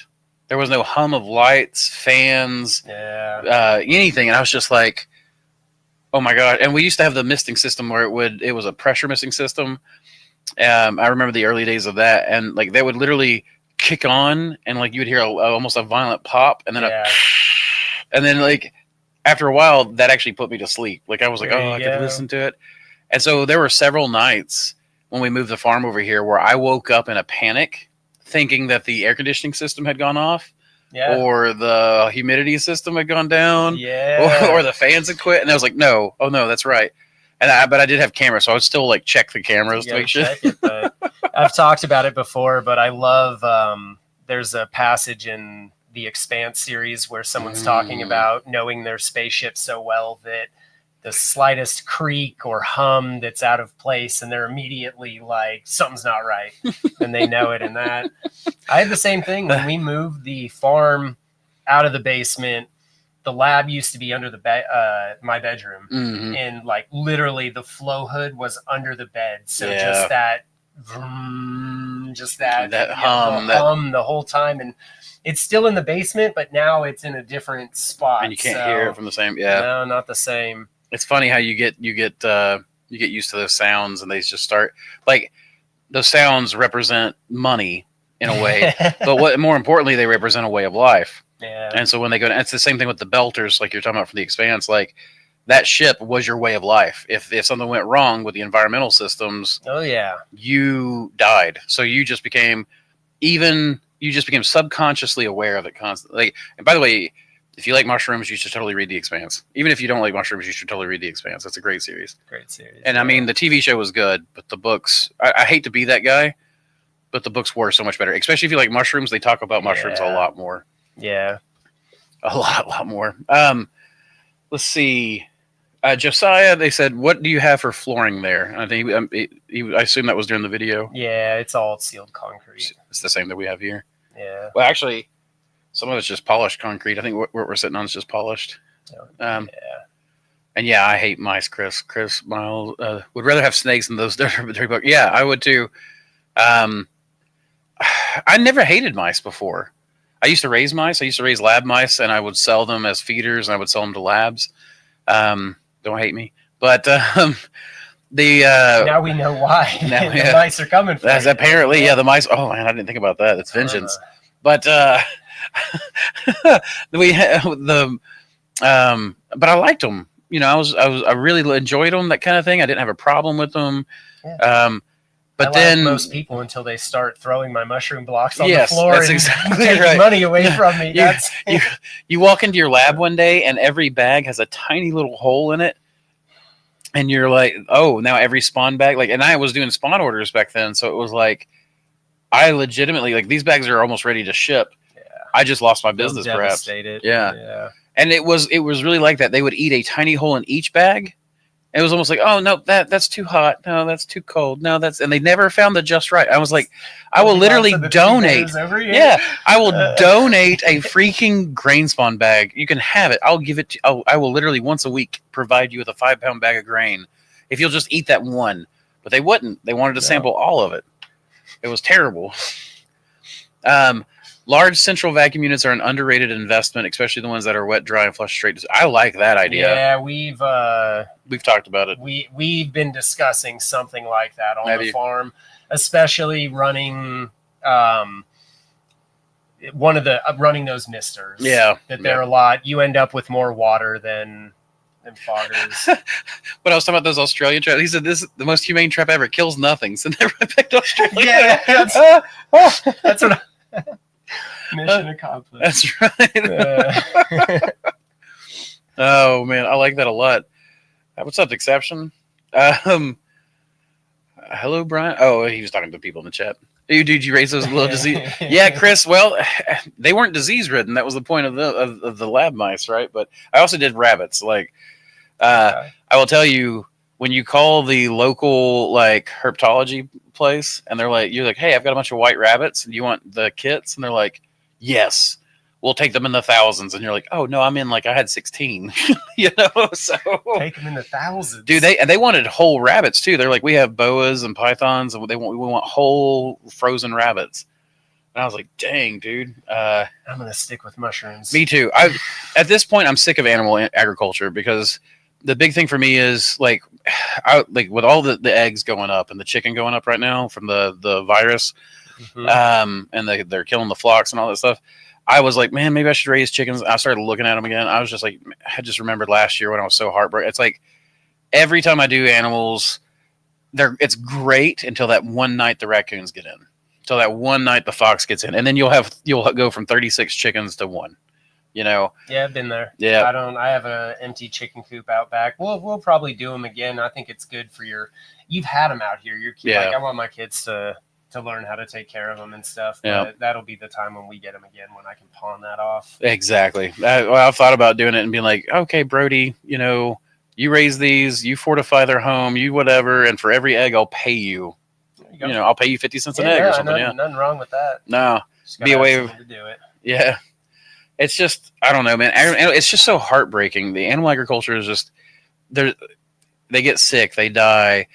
They literally came to a point where I was afraid to have a favorite one, because it was like always your favorite one that would get killed, you know, or get sick or whatever. And so, R.I.P. Henrietta. Yeah, Henrietta. What is that? Our favorite chicken. No. Poor Henrietta. It was Henrietta and Floppy Comb. We had Clover. She was a little goose. And so we ordered these geese. One arrived dead. So they sent me a new one. But by that point, the ones we had were weeks older. We get in, and they did not accept Clover. Yeah. So Brody felt bad for her, brought her inside. He would sleep with her. He would bathe with her. He would take care of her. He would go outside and let her roam around and eat all the grass she wants. He took care of, just really took care of her. Chicken. Yeah. Basically. But she was she turned into a big ass goose. And so I was just like, we have got to, we can't live with a goose long term. It's not a long term solution. But we would go kayaking. Excuse me. We would go kayaking, and she would swim with us, and she would just keep up with us. You could take her, throw her, and she would dive into the water, dive through the water under it, come up, and just do all kinds of crazy stuff. Okay. So we loved her. We moved her back out with the flock. The flock killed her. Yeah, I knew that. I knew where this story was going the whole time. You're gonna break my heart. Yep. And it broke my heart, man. You're fun. Yeah. Fun. I wish I'd never pushed. You know what? I would have lived with that goose long term. I should have done. I just should have done it, and we would have been that family. We would have been the family who went kayaking with a goose. I should have accepted that. You kind of are that family anyway. You're right. It would have been okay. We absolutely are. It would have explained a lot more when you're over there looking at mushrooms on dead logs hanging out over the water. And it's very true. I'm going to pull up your other video while I have my coughing fit. This one you're actually talking in the video, so we're going to take a short break while you guys watch this. It's this one right here. Yeah, the vertical one. Okay. He's really tore up about that. It annoys me. Aww. We'll be right back, people. Live and learn.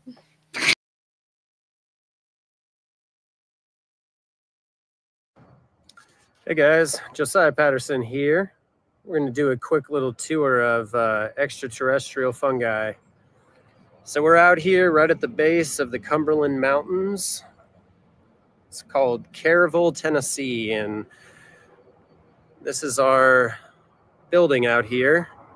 A bit of a backstory. We started the farm in our basement and were forced to find a place very quickly to move the farm. And so this building is about 25 minutes from my house.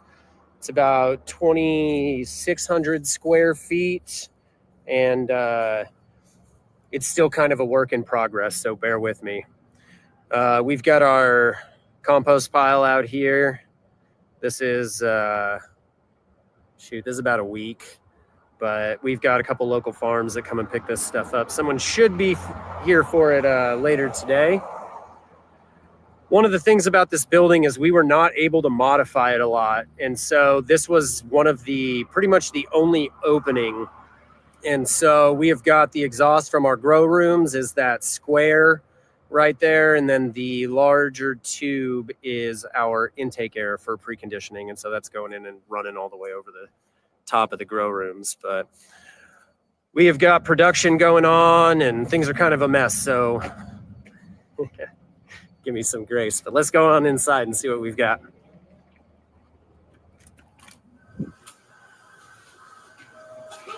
All right.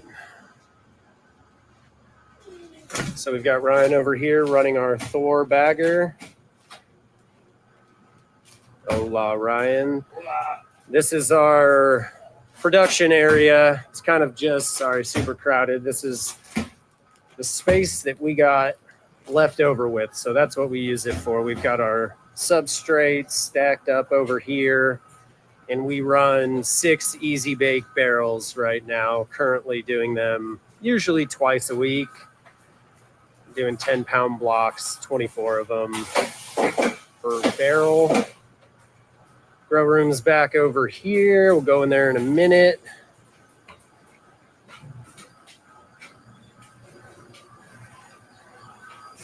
This is our production laboratory. And so when making this place, we weren't sure, still aren't really sure exactly how long we're going to be in this place. And so we were trying to do it on the cheap, and we had these tents. So we started out using this tent as our production lab, and it's worked perfectly. So we've just rolled with it. We've got a nice big old sealer in here. We've got the bag squisher from Man of War. We also have the bag shaker that is our backup. But Ryan over there built this fantastic tumbler that we can use over there and allows us to do this with one person.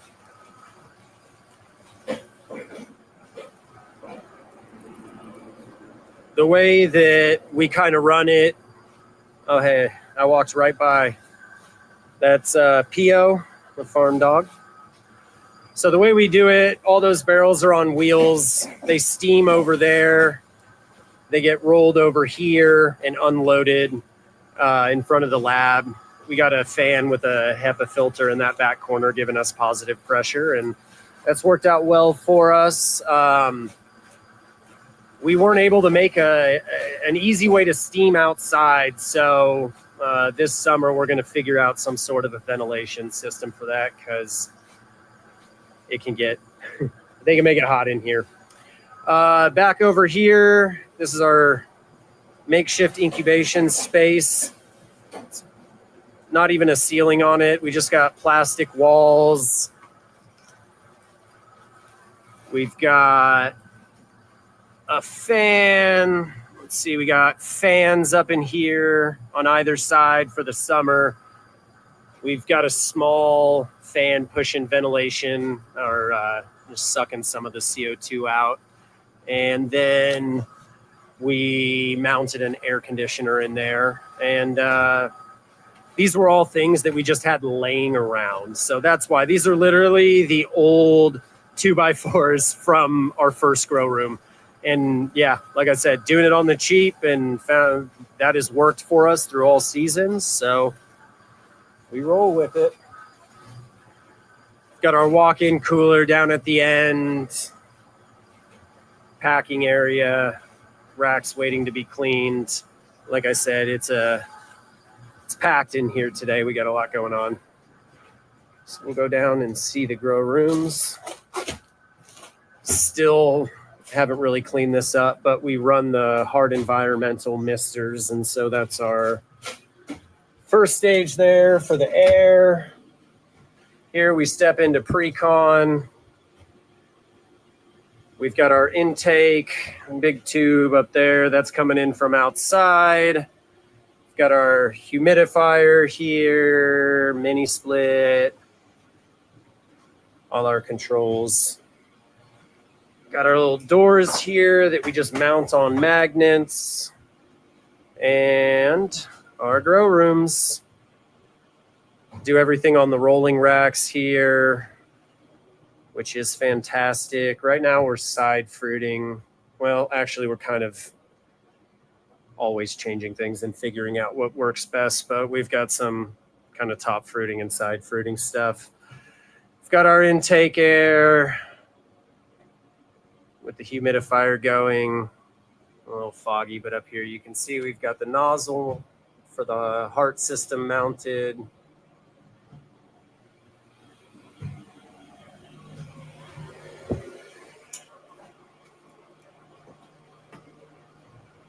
Got a second room here. Stuff actually going on. Some lion's mane, some kings going.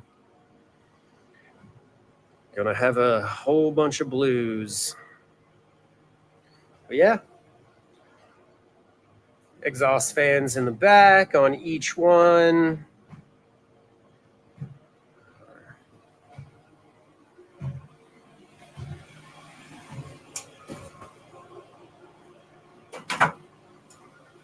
Haven't got around to doing a good fix yet, but these magnet doors are cool because we can just kind of lock them in place. So they don't really need to be up like that right now, but say we get behind in planting and one of these racks has like 8 rooms in it, we can just lift that up and CO2 fixes itself. So cool. That's about it. It's hard. It is. Yeah. We were just saying, like, I loved seeing your kid running around the op. And then Samantha's like, maybe we should talk about it, because I was saying that he touched on that, but I actually, when I first started my business, I got to stay home. Samantha worked for the first year or two, and I got to stay home and be a stay-at-home dad for the first time with Aislinn. And you can tell Aislinn was raised by me. She is night and day difference between the boys. And that we have the same experiment going on. Do you? Because Corinne, the one you saw running around there, I built the farm during nap time.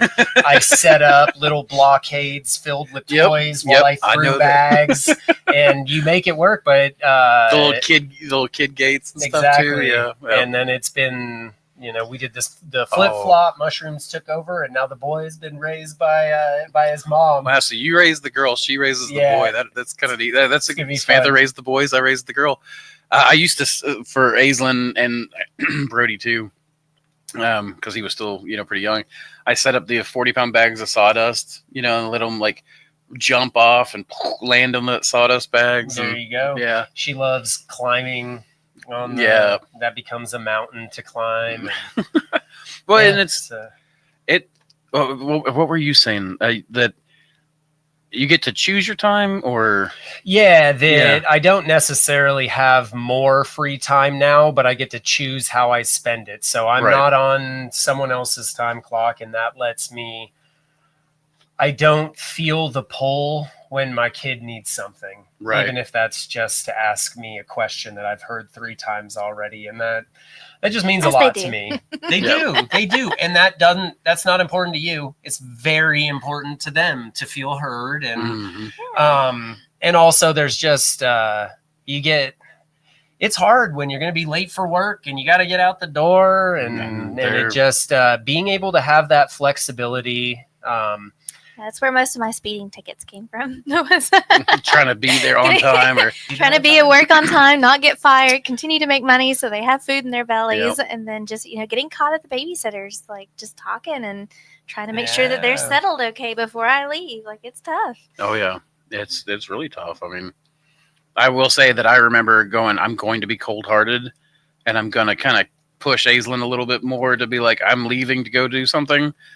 But then I did get to spend a lot more time with her too, so it was a very different kind of thing than, oh, hey, here's daycare. You have to go with these strangers now. Well, yeah, like I said, my lab at home has, a mat on the floor and a little board for her to color, and I'll hook the Bluetooth speaker up and let her choose music that we listen to, and we hang out while we're getting work done, but we're there together. We can stop. It's a different thing. And Corinne gets, she gets excited. She's only 4, but she's on the smaller side, but she can pick up a 10-pound block now. So she helps me.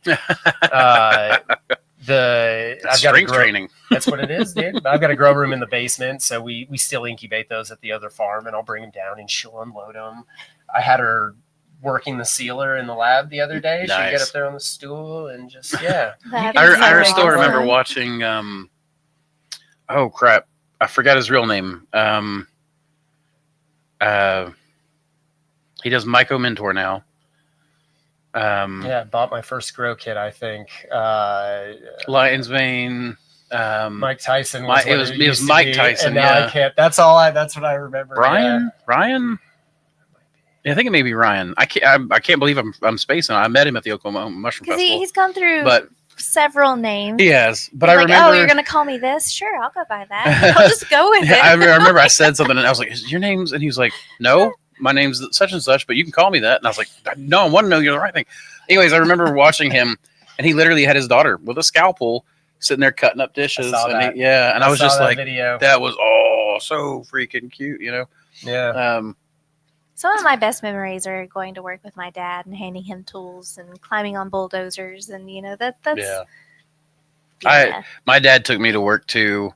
He was an insurance salesman, so it was a little less exciting. I didn't have bulldozers to play with and that kind of stuff, but I did get to go door-to-door sales in some of the roughest places because my dad, that was his thing. He specialized in, they would go, early in his career, they were like, hey, you're going to have Cocke County.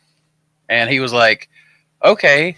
And then he has all kinds of exciting stories from that time. But then, he still has, now that he's made his own agency, he still has people from back then because he would, in the rougher area, he didn't care if someone had cow shit on their boots or what. They can come into the office, whatever. Yeah. And now he's got, people will drive an hour, and he's like, you can pay that online. And they're like, we come to see you. Yeah. So, well, in Cocke County, for people that don't know, is that where they just got hit by the floods. Mm-hmm. It's the, way up in the mountains. Up there. Yeah. Mountain community. They his first few days going up there, people would do stuff just to mess with him. Because that's, how that's the way mountain people are. They're like, oh, you're a stranger? Real quick, UFO 20 is our discount code. Save 20% on anything on our website. Though right now on the mentorships, you should save 50% because mentorships are off 50. Oh my gosh, they're on sale for 50% off till tomorrow night at midnight. That's the cutoff for the mentorships. But for now, everything else is 20% off with code UFO20. That will stack with the 15% off code you get with every order that you put in. So for every order, you get a 15% return customer code. You can stack that with the 20% code. UFO20 is this week's code in honor of Josiah. You can't have my money. Wow. Sorry. I was misled. He's going to flip the table. What's funny is he even came up with the code. I was misled, like I said. Let's see. We were playing that video. It stopped sharing. I'm going to bring that back up. Let me see if any people had questions on it. I have not seen a substrate breaker for inox. I've not seen a bag substrate breaker for inoculation before. How does that work? Okay. Do you want to go over that, Josiah? Or?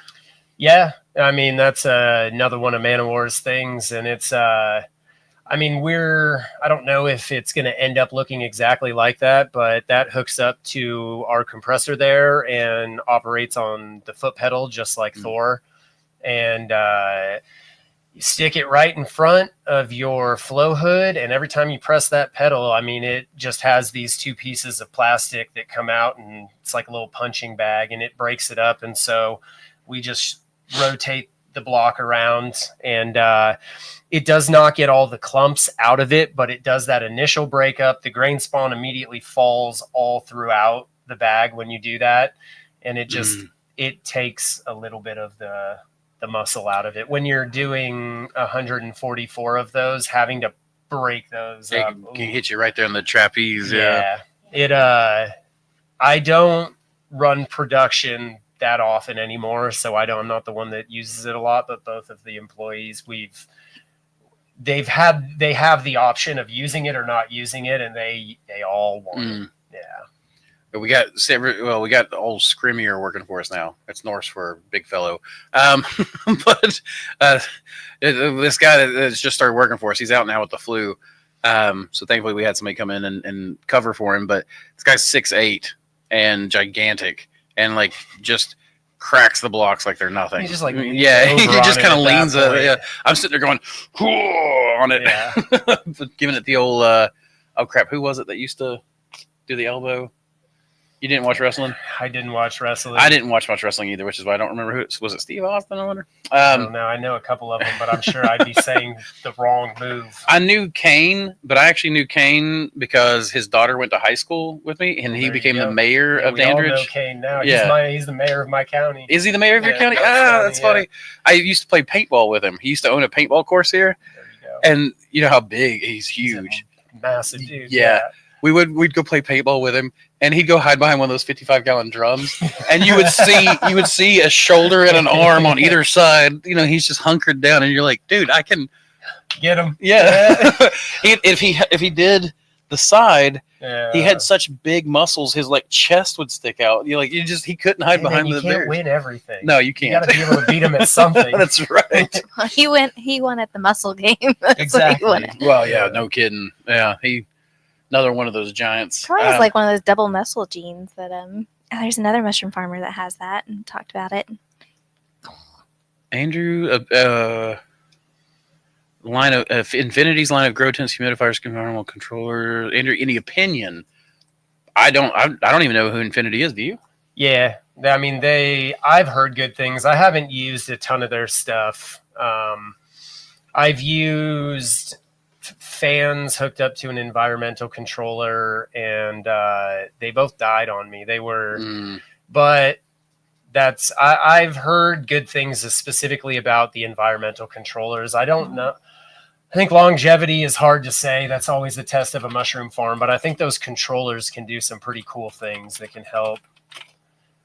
I don't stay super up to date on all this, but you can plug a lot of different things into them, and they're but that would be my question. I'm not sure on longevity, and my only experience was 2 6-inch fans, and they're both dead now.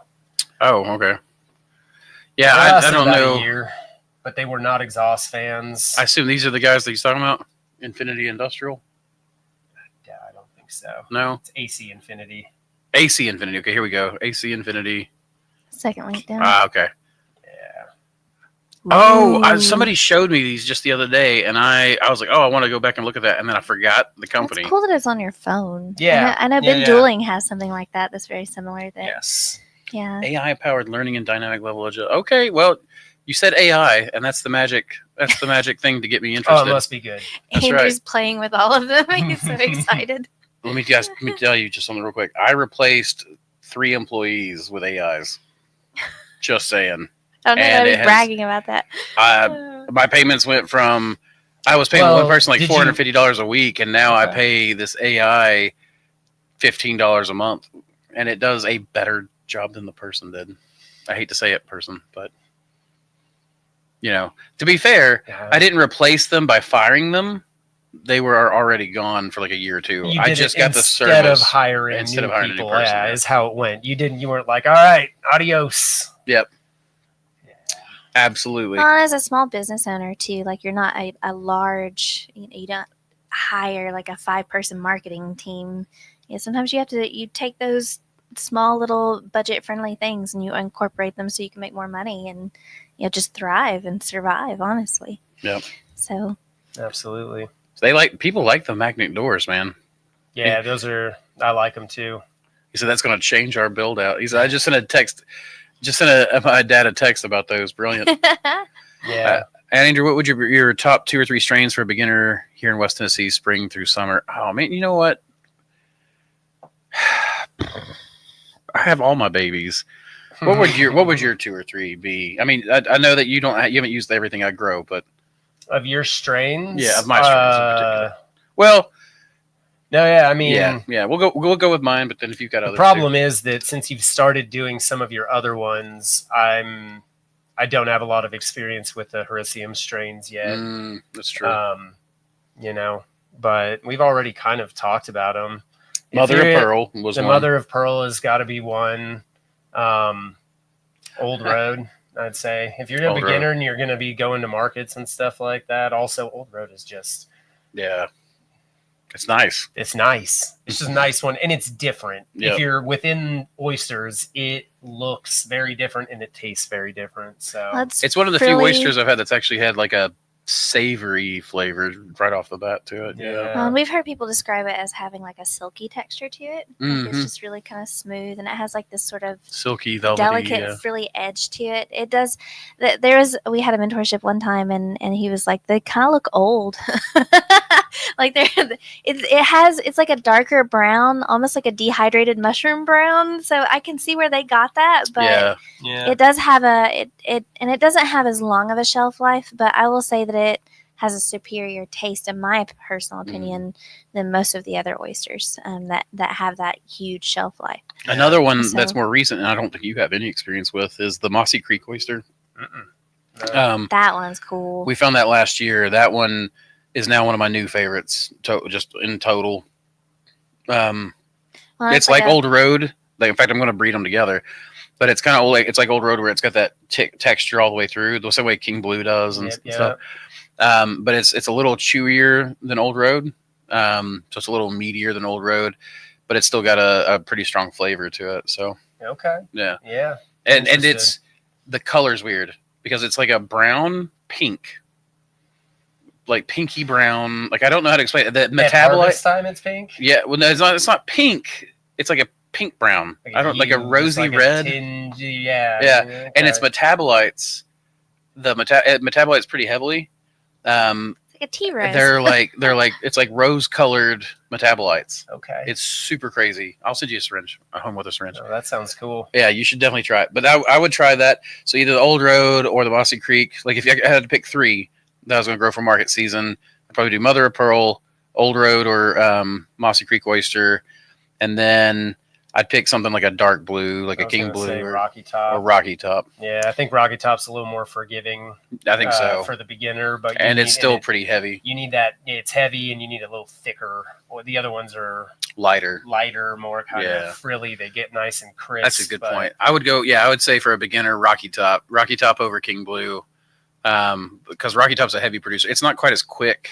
It's a little slower. It is not. No, it's a true. That's the thing. It's interesting that King Blue, you do have several that are fast, but out of the ones that I grow, even going back to how they behave, a lot of those are true 2-week colonizing. Right. Another like at least 7 to 10 days before you see pinning. Yep. They take a little bit longer, but they're worth it. Yeah. And that is the biggest beginning mistake, is not having enough patience past the 2 weeks. It is, yeah. I was going to suggest... Because the rock is the people's elbow. And now that they've mentioned that, I hear elbow. that. I do remember hearing that. Thank you. I like it. I was going to suggest Appalachian Enoki and White Enoki, because they've done really, really well for us, but that does take a longer than 2 They take 6 weeks at least. Yeah. And then, let's see, the White Enoki was actually surprisingly fast in bag. It was 6 weeks to harvest.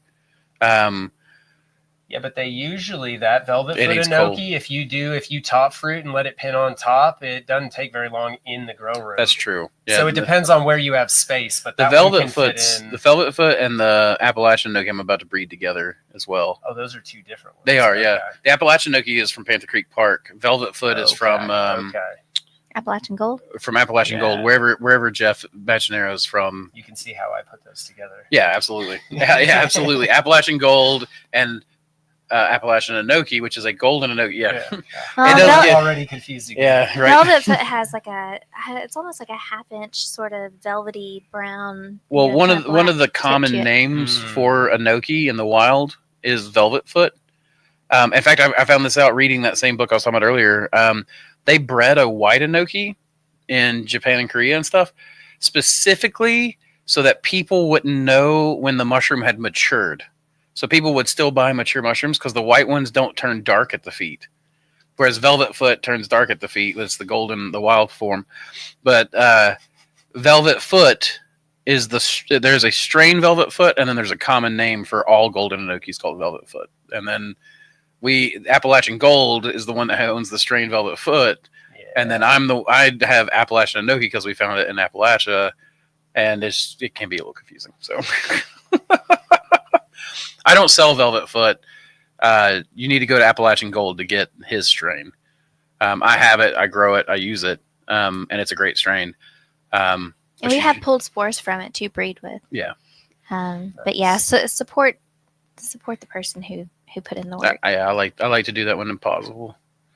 Yeah. As long as I like Rifle Creek is not one of my original findings, but I'm selling it because the people who sent it to me went out of business and they're no longer doing it. And something that Andrew oftentimes will say is to, save a strain is to grow a strain, keep it in rotation. The best way to preserve a strain is to sell a strain. I've learned that. Or gift one. Or that too. Gifting is good too. Devin said I had to seal all of my AC Infinity fans with silicone. Learned that after a few fans low, but their controllers are awesome. And that's what we were going to try to do. Is it? I mean, I tried to get them to work and we were going to seal them up, but they were toast at that point. So gotcha. If you can do that, I haven't had to do that on any of the other fans that I've used. So is there? I guess they have smart controllers in those fans, and that's what it is. Okay, so they're more digital than analog. A lot more stuff going on in it, which makes sense. And Devin said the phone app is super helpful when learning how to dial in your extraction and humidifier timings. I bet. Yeah. There's several things that you can get for that though. Oh yeah, absolutely. Just something that sticks into your grow room, monitors all that, but that one does, it all. Oh, is it the gifts of knowledge? My top Hericium recommendation right now is Tribbles. That's my best one that I consider. It's also the only strain that I have released from my extraction series.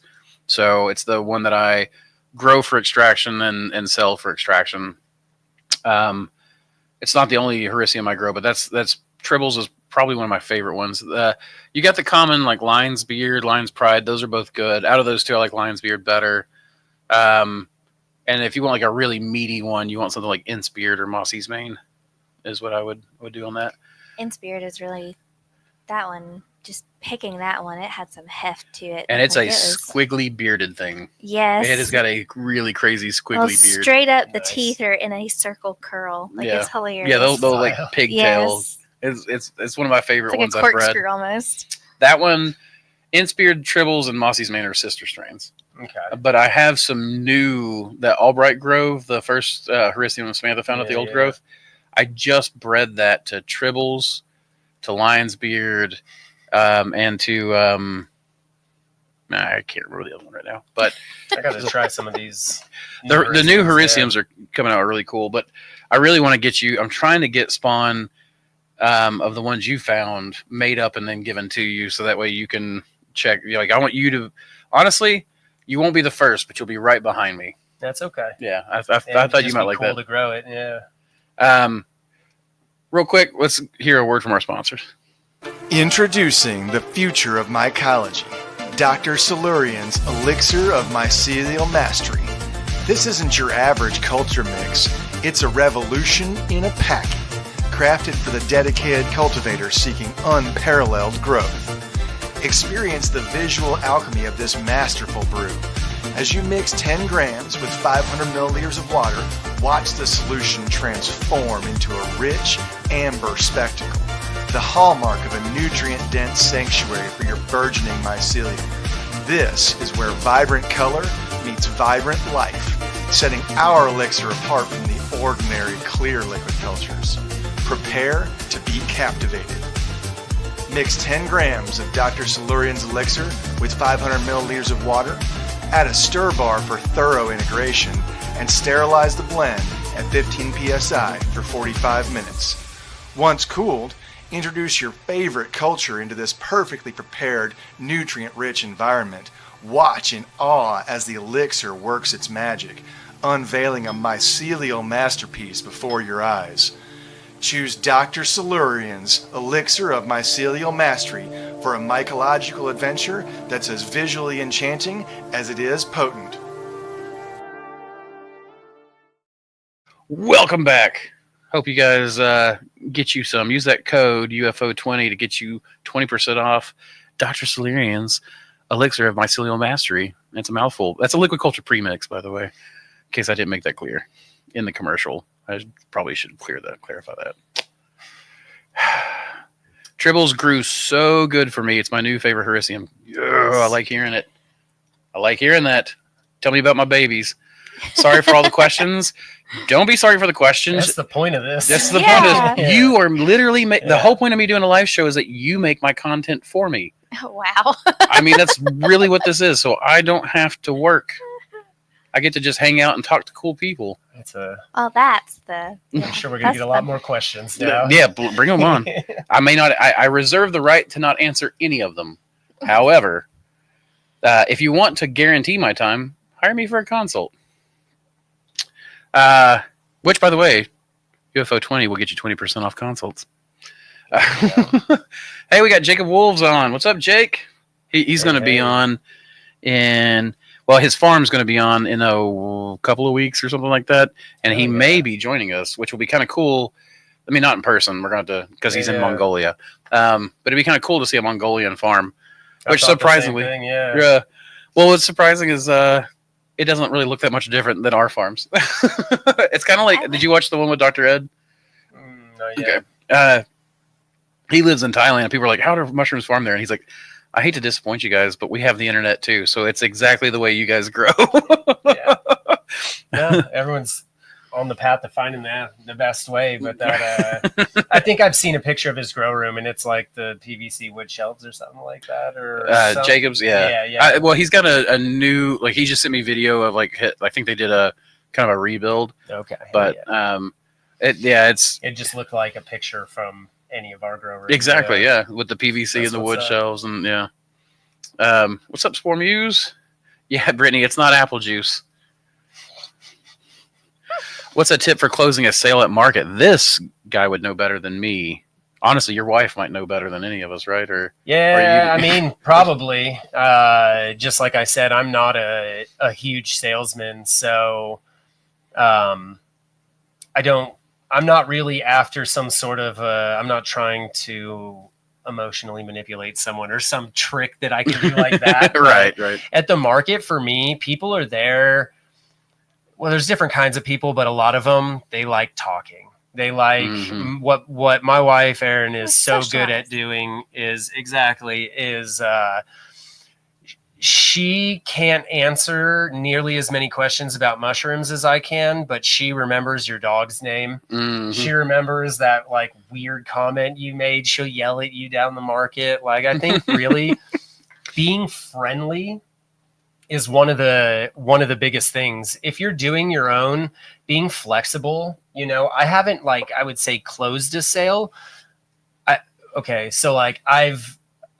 Things I've done before, I've offered to give them a smaller amount. Like, we sell by the baskets. And if this person isn't sure that they're, that they can eat that much, they don't even know if they like it, a lot of these things, it's flexible. If there's a long line of people, I'm not going to do it so everyone can do it. But if you're having a conversation with one person, a lot of times too, at the market, we have noticed like a constant building. You Yeah. get regulars.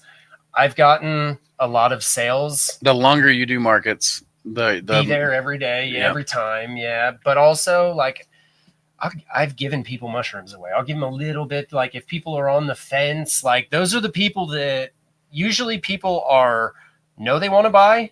They're grossed out. Yeah. Those are the two. There are some people that are legitimately on the fence in my experience. And a lot of times if I've never seen them before, I'll just give them a little something. Samantha used to do that too, where she would be like, "You're not sure? Well, I'll tell you what. How about you take this quarter pound basket for free instead of giving me $5?" Yeah. And they're like, "Well, we can't do that." And Samantha's like, "No. I'll tell you what. If you like it, you can come pay me for it. And if you don't like it, then that's fine. You don't." And that you don't happened go a back. lot where the next time they'd come buy another basket and then just give me $10, $5 for each. And Yep. I will say when we had to leave the farmer's market, like that, the regulars are Oh my who I gosh. miss the most. Yeah. Like it was just not even We that had they, this lady they that used purchased to each make week, although a- that was a plus. It was just seeing them and checking in on them Yeah. and talking to them. We had this lady that used to make me like a Thai chili sauce. Like she was from Thailand and moved here. Yeah. And she used to Oh, make, oh my gosh, that I lady was remember. great. And Samantha would come home with this just chili sauce that I would put on everything. There you go. And like it was, or chili oil or whatever. I don't know, but it was, oh my gosh, this stuff was so good. And she gave it to she made it at home by hand, and she gave it to us in a tube. I don't know Mhm. how I guess you just buy blanks and then you do an impulse sealer equally like you would anything else, I suppose. So I don't know. But you would squeeze it out in the tube like toothpaste. It was kind of crazy. It was really good. Off topic question. I mean, it's about markets, but is Rushy Springs still a thing? I don't believe so. Dang it. Yeah.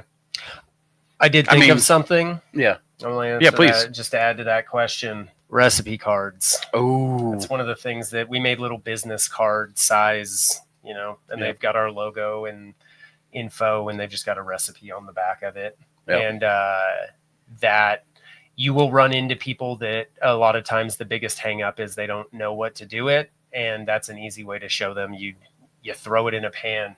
Yeah.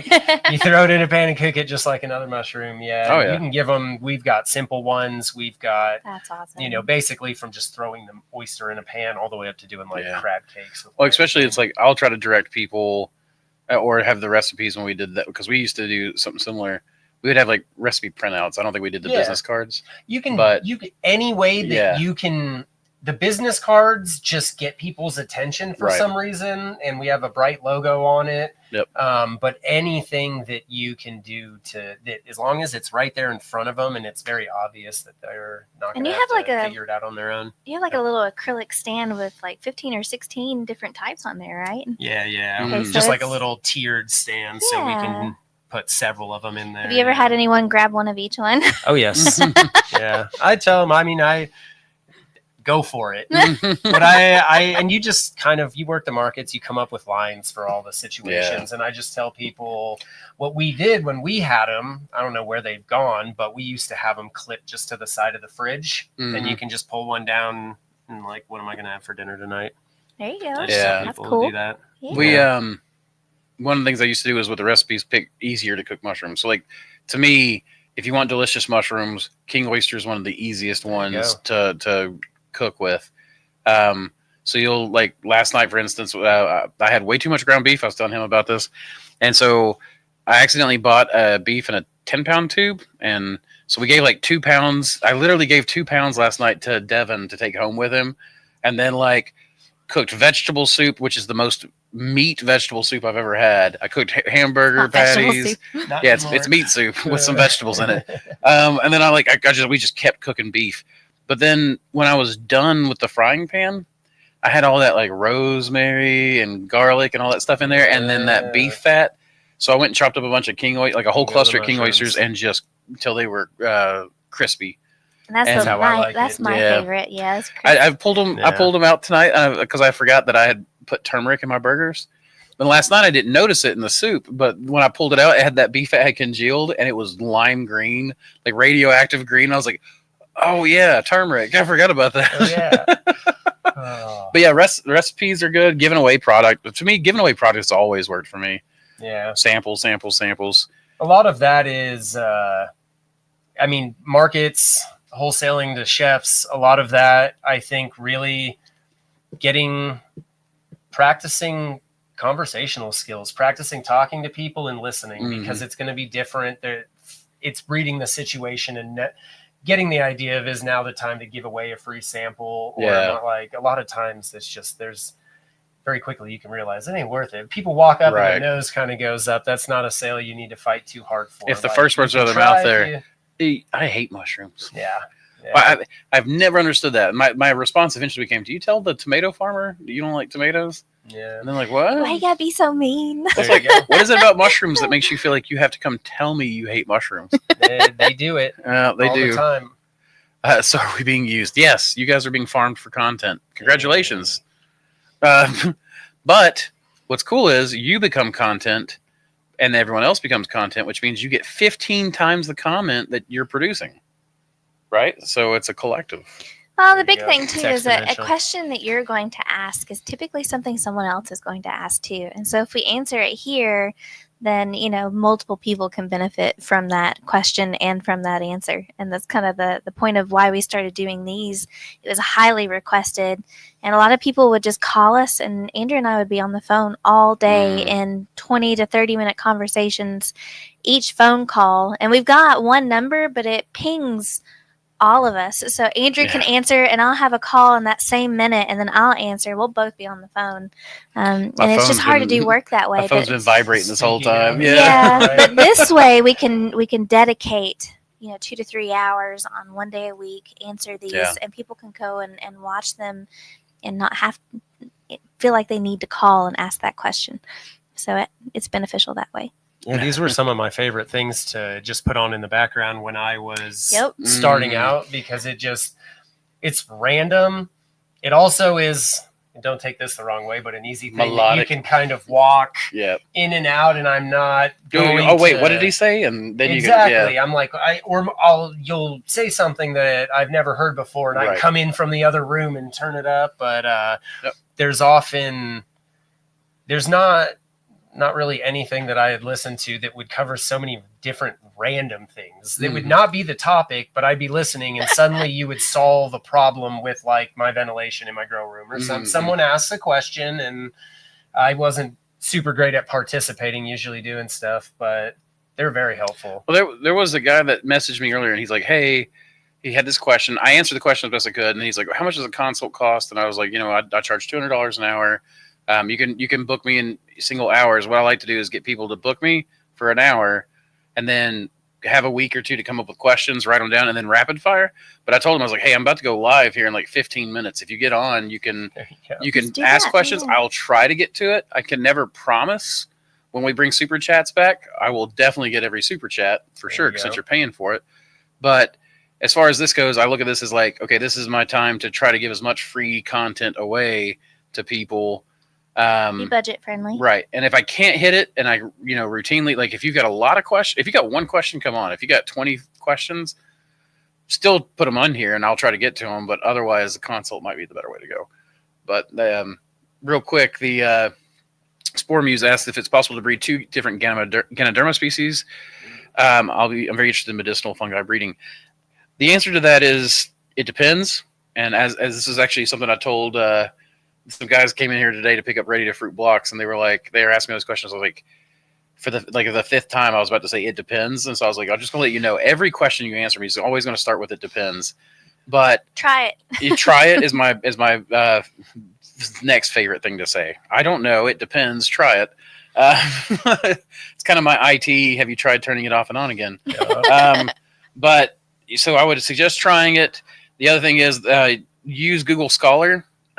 Use ChatGPT, Grok, something like that to help you chase down articles, because that's really the best purpose for AI, in my opinion, is don't take anything that says it's gospel, but use it as a way to find the things that are worth reading. And somebody may have done some of this. Oysters will pretty commonly interbreed between closely related species. So, for instance, Ganoderma kurtzii may interbreed with Ganoderma lucidum because they are like literally one, I think, gene locus off. That's it. In fact, they're not even sure that they're separate species. So it depends on what you mean by species. And then the other thing is you can use a technique called protoplast fusion, which is a way to hybridize.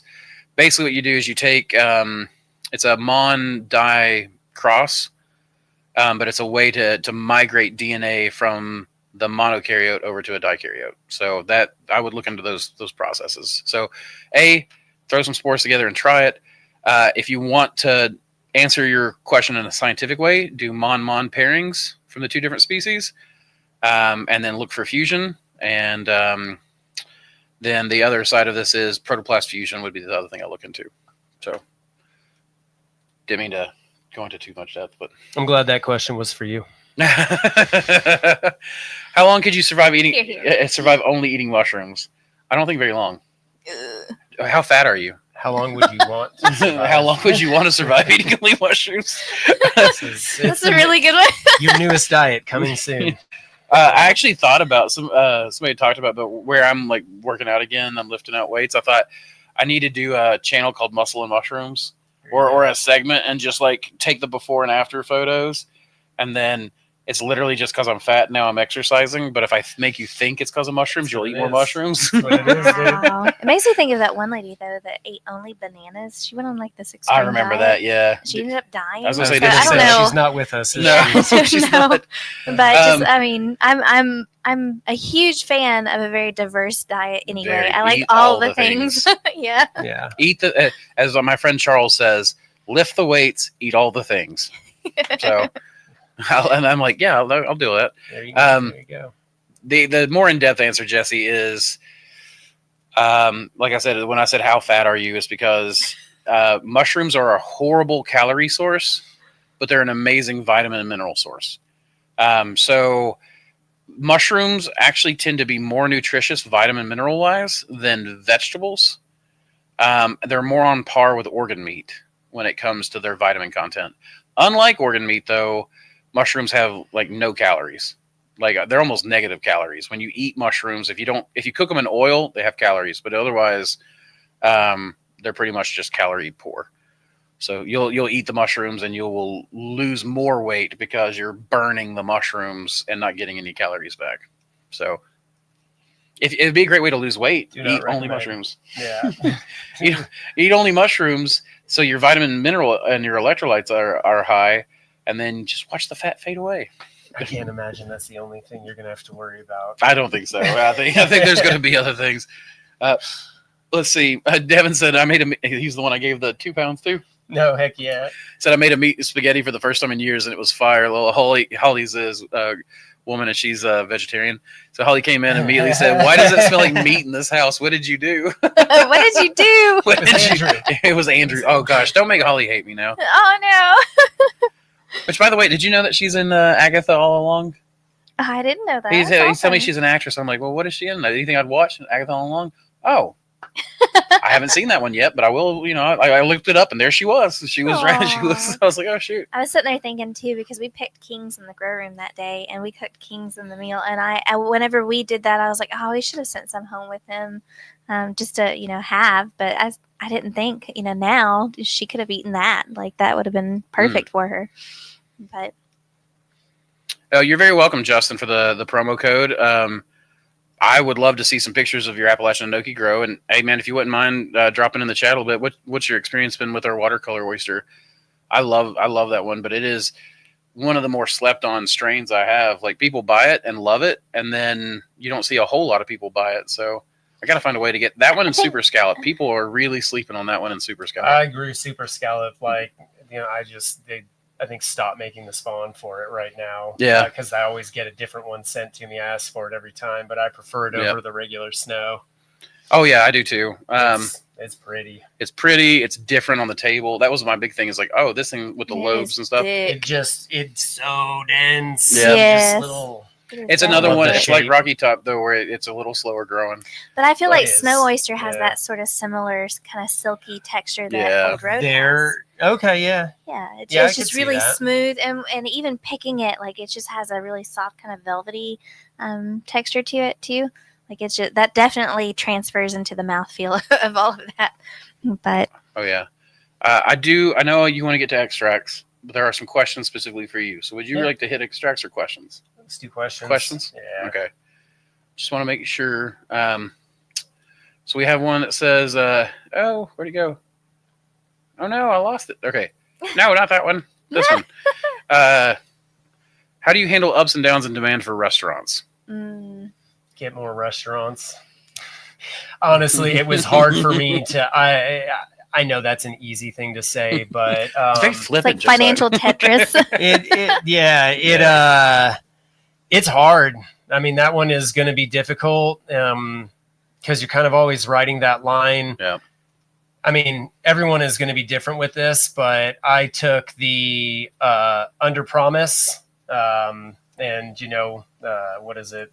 Under promise, over deliver. Over deliver. Yeah. Thank you. You're And that was good at the beginning. I was very worried about I could show mushrooms and get restaurants pretty easily, but making sure we were consistent. And then we have restaurants, that I have a restaurant that will get 50 pounds one week.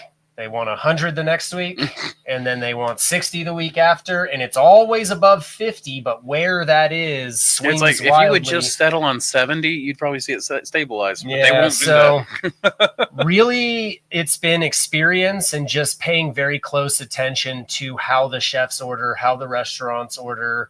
We keep a track of all the orders throughout the year so we can compare it over time and watch different restaurants where they're located always get slower and busier. And but ultimately, the biggest thing that I just had to make a decision that I'm going to tell people no if I don't have mushrooms. I'm going to grow as many as I can, but I don't want mushrooms left over in this fridge ever anymore. Right. And the only way to do that is to take on more restaurants than you can supply if they were all to hit you with their top order at once. At least where I am here and the way that it works, that's the way that I've been able to sell the amount of mushrooms that I have and not end up with, unless we're shooting to have leftovers for value added stuff. I mean, that's basically the way I ran. The only addition I would add to that from whenever I was running restaurants was that I would have like my weekly stable clients who never wavered. They got the priority every time. Yep. And anyone else, if they wavered or if they only wanted to do specials, I would add them to a text list. There you go. And it would be like, okay, I had a bumper crop this week. I was able to take care of my standard guys. Now it's first come, first serve to the rest of you guys. And it was very uncomfortable for me to learn how to say no. Yeah. And it would be like, eventually like the boxes would run out and I'd have to go, no, you were too late. Are you kidding me? You just had this, and you're like, oh, shit. But the thing is, that's also learning. You don't have to go, no, you were too late. You have to learn how to say that in a way that is like, you're right. Yeah. Man, like they were popular this week. Yep. You got to get me soon. Like, get me up sooner and I will make sure you get one. Like, make them some. Well, it's making them aware of the scarcity. Like people like to say like the false scarcity. I don't like doing the false scarcity. No, that's real. I don't have any mushrooms left. Exactly. But I like doing it. And I like making them aware of the scarcity if they dally, right? Yeah. Because it's like, look, man, don't dally on me. Don't leave me hanging. That's not good for me. And it's not good for you. Right. Like if you want me to serve you well, when I communicate, you got to communicate back. And honestly, the best way, I'd always tell people, the chefs, like, if you want me to really take care of you, the easiest way to do that's to commit to a minimum order. Yeah. If you want to go up, request it, but know that I can't promise it. My price sheet says minimum order is like a minimum of 1 case per week required to guarantee like availability. There we go. I like that. So if you don't order every week, then it's right there. It's stated clear and obvious. And the thing is too, that usually I can make it happen. Like I don't have to say no that often. It's all about finding kind of just adjusting as you go along, I think. But we naturally wound up with that too. I've got restaurants on the board that never move. Yep. Now, sometimes they may get a little bit more. Or a little we had that bit too less. on the double door refrigerator. Like Samantha would write. She would write it, and we would have all of our stable ones on the left. our not so stable ones on our call list on the right. And that's what it is. Because each Yep. chef in each restaurant had its own personality, essentially. And I will say that Well, something that she would seems real quick. I want to put. She would. Are you going to say this about the notes? maybe. Go ahead. I was just going to say that one of my favorite things that you used to do is like she would literally be like, Adopo only wants this one type of mushroom. We do this. Do you? Yeah. I have notes on. Yep. Yes, on It's amazing. which chef likes this one, and Because Yep. they're doing pizza Yeah. and they want consistent texture throughout all of You're it, right. you know. And I understand that So for and then sure. Samantha would have like this chef will take anything the weirder the better, you know. And I'm like, Yep. okay, yeah. This is- But Very that's the thing. adventurous. you have to. That doesn't necessarily help you with balancing, how much they have, but that type of stuff Mm, will get the chef to think of you when they're making the new menu, and now they want 4 cases instead of 1 or 2. right. Like it is that relationship building, listening to the chef, making those notes, and remembering it. Like Yeah. that's not just that first time, but being able to consistently do it. And you take care of each other. They take care of you and you take care of them and vice versa. I mean, I but- used to tell them that, you're putting shoes on my kids' feet. Like I want to take care of you. I want to provide for you. Like you're literally putting food in my kids' mouths. Quite literally, because sometimes they'd feed us. Well, and giving They're them, also you're taking- right. What's that? He said quite literally, because sometimes they would actually feed us. Oh my god, Amici, anytime you want to send me your chicken parm, oh my gosh, I will grovel for your chicken parm. I'm just saying. I got a gift certificate for Christmas to Amici, so we gotta go. We Yeah. gotta Okay. go there one night. Very nice. You doing Amici? No, that's Nope. Misty. That's Misty. I should have hopped all over Yeah. that one, Misty Mountain Mush, I think, is the ones that They got are, that one. yeah, Yeah, yeah. He's was a I former didn't- employee too. but I never went. I drive right past Maryville on the Mm. way to Blackberry and Dancing Bear. Yeah. And I basically just stayed. I I don't miss need to. Jeff and all of them up awesome. there. Yeah. Dancing Bear. Oh crap! I got the Dancing Bear. They gave us a shiitake mushroom. They're like, we really like this, but the logs are falling apart. We don't remember where we got it. So I've actually literally got plugs that I made up for them that are now too soft that I need to get again. So one of these days when we I send bring them you to you, mushrooms, I if you need to don't bring. Yeah. I need to Okay. bring a. I have Samantha bring a thing of plugs for them. But what I was going to say earlier Yeah. was that there seems to be this fortuitous instance where one restaurant will ask for more cases, right as another restaurant says they can't take as The many. mushrooms, no. It's Yes. weird. Yeah, Yeah, that I happens. was Mushrooms, no. I was like, do you have this phenomenon? Because it's a Every thing. week. Well, it's Every weird. week, yeah. It's weird because I went through a really hardcore, like militant, atheistic, like materialistic Goodness. worldview, like crazy I could see militarism. you were holding on. I to was, it man, I really was like, tight. man, I was like, yeah. But like, I just remember, like, I was so full of angst about this. Nowadays I've learned to let go. But it was like when I left seminary. I left seminary, I had this. Anyways, It's Midlife weird though crisis. because so Too many soon. things in my life have happened that way. Where it's like, if I don't make $500 today, my business is over. And the next thing you know, someone goes, "Hey, I want $500 of this," and I'm like, "How? How did you know that was the exact amount? Or like $600. Hooray! Now I can do this and eat today." So It happens almost every week. yeah, Weird things like that. I actually just took a bunch of sample cases out last time I did deliveries, and I went to one which was a more corporate environment. Mhm. Walked in, they own like 6 restaurants, and a lot of this stuff I do on gut feeling. Mhm. Like I didn't know which restaurants I was going to. I just knew I had sample boxes, and Yep. I knew I was going to drive by a lot of restaurants. And this one I had already taken a sample box to, but I was going by and I had the gut instinct to follow up. It's been like 2 weeks. Mm, This time the corporate chef's there, the guy I really want to talk to. you're right. They interrupt a meeting. He's having a meeting with a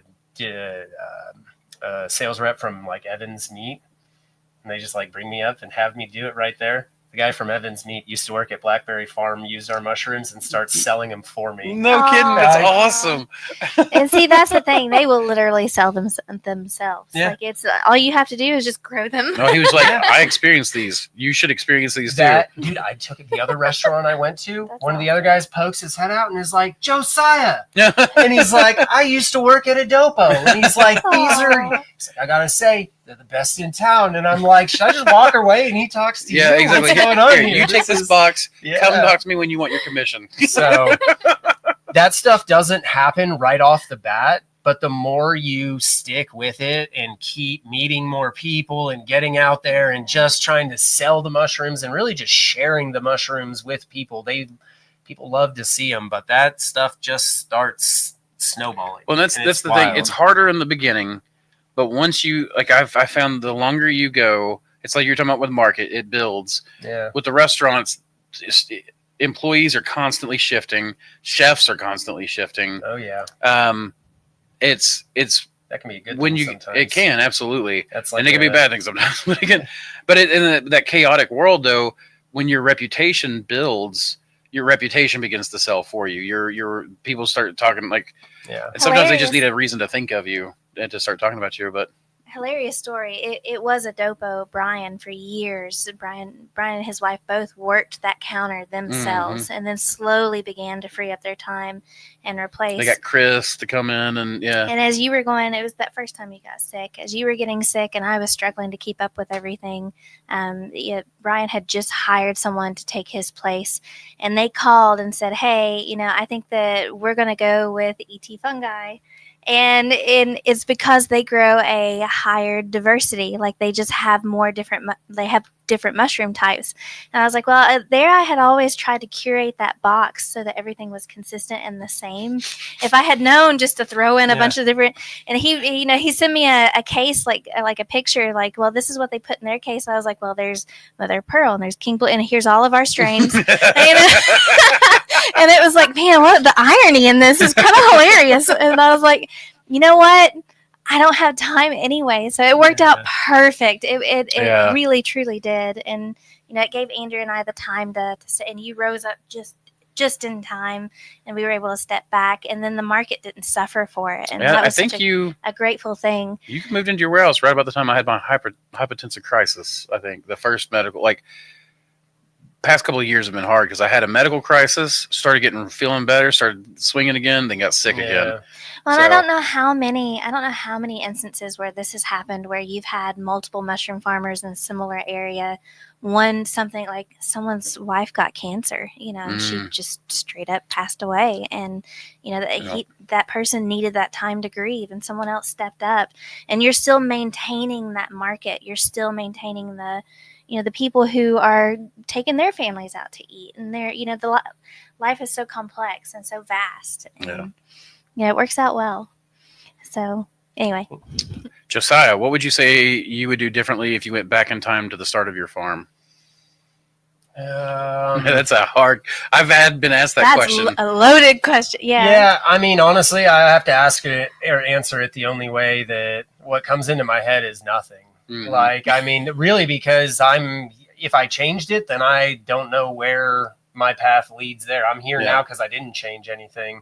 I've learned a bunch of stuff, some things that I could have done more reading and less doing, but that was a part of the time. I had spent way too much of my life in the books and in the research and not just going for it. Right. So I was just going for it. But starting, the biggest thing I did is, I've already said it, I built a way too big of a grow room. Yep. I jumped straight basically to commercial level.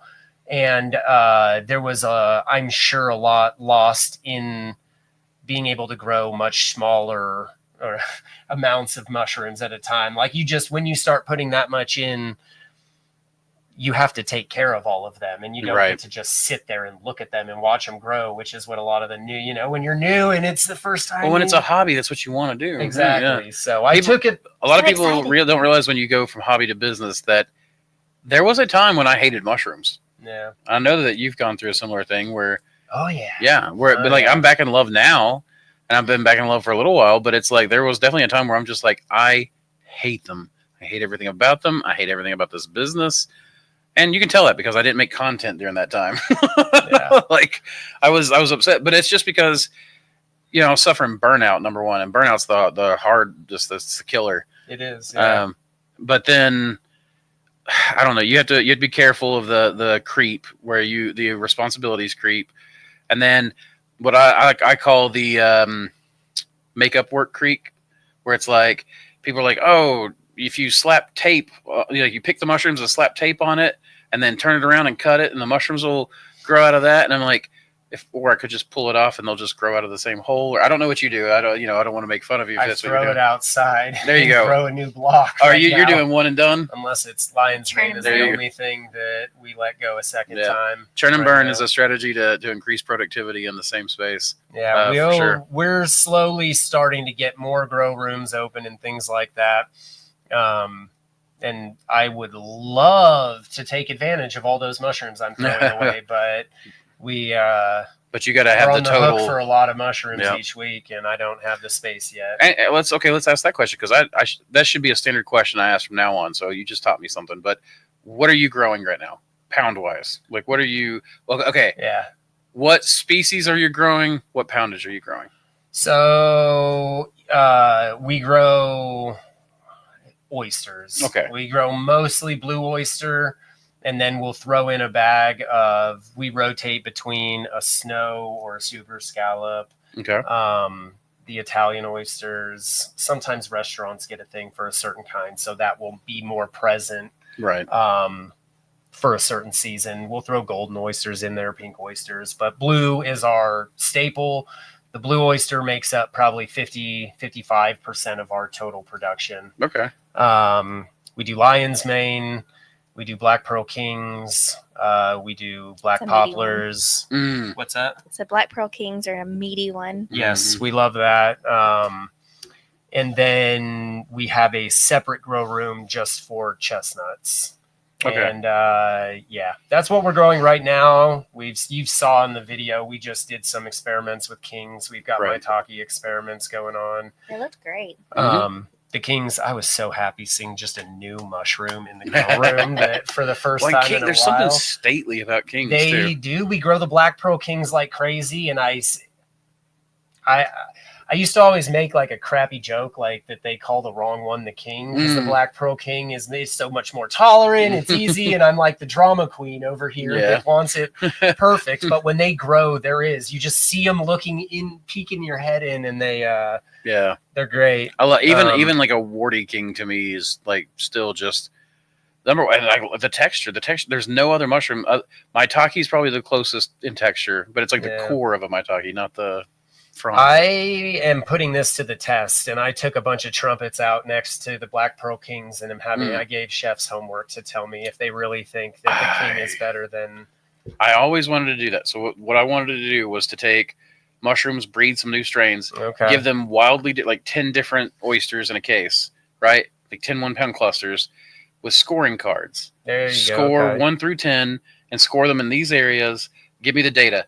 When I come back, plug it in, and then look in the graphs for like, okay, which are the most popular? Breed those together for the different traits.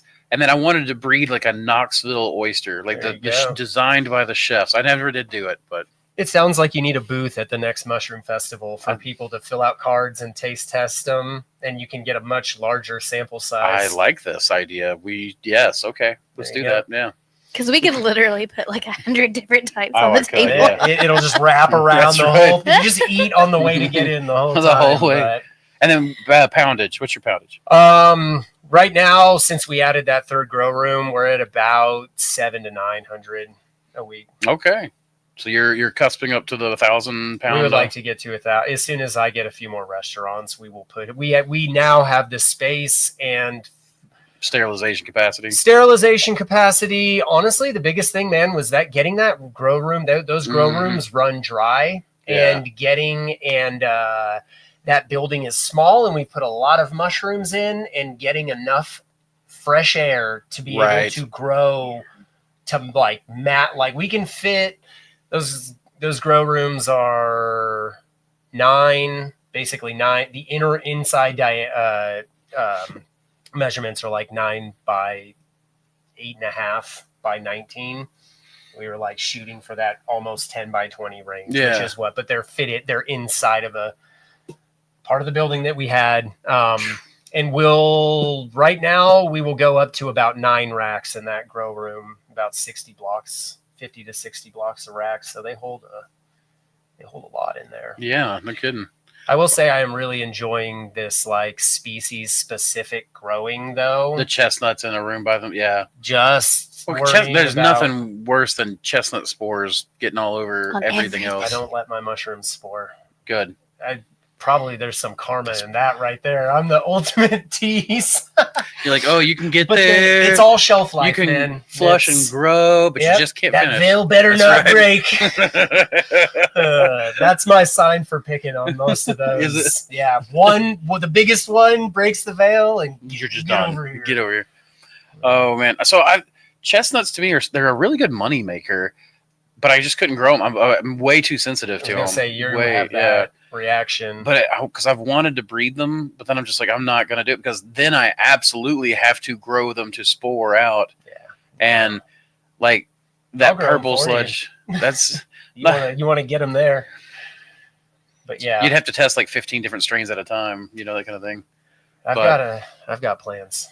We'll talk. We'll If talk. you come to dinner with us, we'll definitely talk. There you go. Preston Is- and Amber Sue did wonderful Yeah. things with the chestnuts. Is Preston They- still around? Mhm. Okay, good. He's one of my favorites. He's a yeah, we missed He's them awesome. too. Is the recipe card that you attach to the packages of mushrooms boost sales?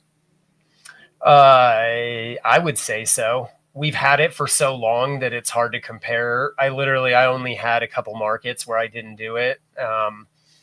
I was asked by every other customer, what do I do with that? So that was a problem I had. But yeah, they do boost sales. I wouldn't say that it's crazy, but one of the places they do really help is in the grocery store. Yeah.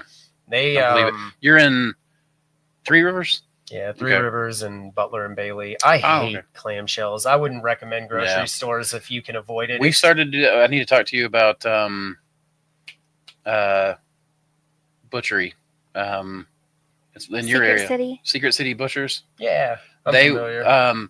They want mushrooms. They do want them in. I told them I would do them in like 1 pound packages. So I don't know if you want to do So that. this is a good example of chefs. Mm-hmm. I've talked to this dude on email. He just doesn't remember it. Oh, okay. Yeah, he's Alex's friend, and Okay. yeah, I know who you're talking about. And he's one of those. They like write a message, they want this, and then they forget. So Yeah. Okay. really, that is when you're selling to mushrooms to chefs. Like it is all the different personalities. Yep. And Persistence. you reminded me of there's one restaurant in this area that has a James Beard chef, JC Holdway. And we sold mushrooms to them for a long time until the sous chef said, I love these golden oysters. And he wanted them all the time. But they were flexible. They were just wanted oysters, but he wanted the golden oysters. Guess who didn't like the golden oysters? The Also, owner? they stood the person responsible for placing, The order. for not for placing the order, but for writing writing the check. writing the check. Yeah, and so you run into all sorts of funny situations like that. Sure, I'll bring you every golden oyster, or I'll make sure then somebody will get mad, and then somebody you'll tick somebody off. Trying to please multiple people in the same section, and it's just like, what did I walk into? I shouldn't have done that. Yeah. And then there's some chefs like very forgiving, and then there's some chefs you make one mistake and they'll never call you back. Plaid Apron. Oh yeah, Drew's my best friend, and he still wonders if you're in business or what. If what? He'll ask if they still in business. Something like that. I did something to him personal. I never did. Yeah. It's because we hired someone, and this individual, Andrew's like, okay, we need this many cases per week for this many restaurants, and this individual took it to heart. But what they did was that they would take new mushrooms and hide old mushrooms underneath them.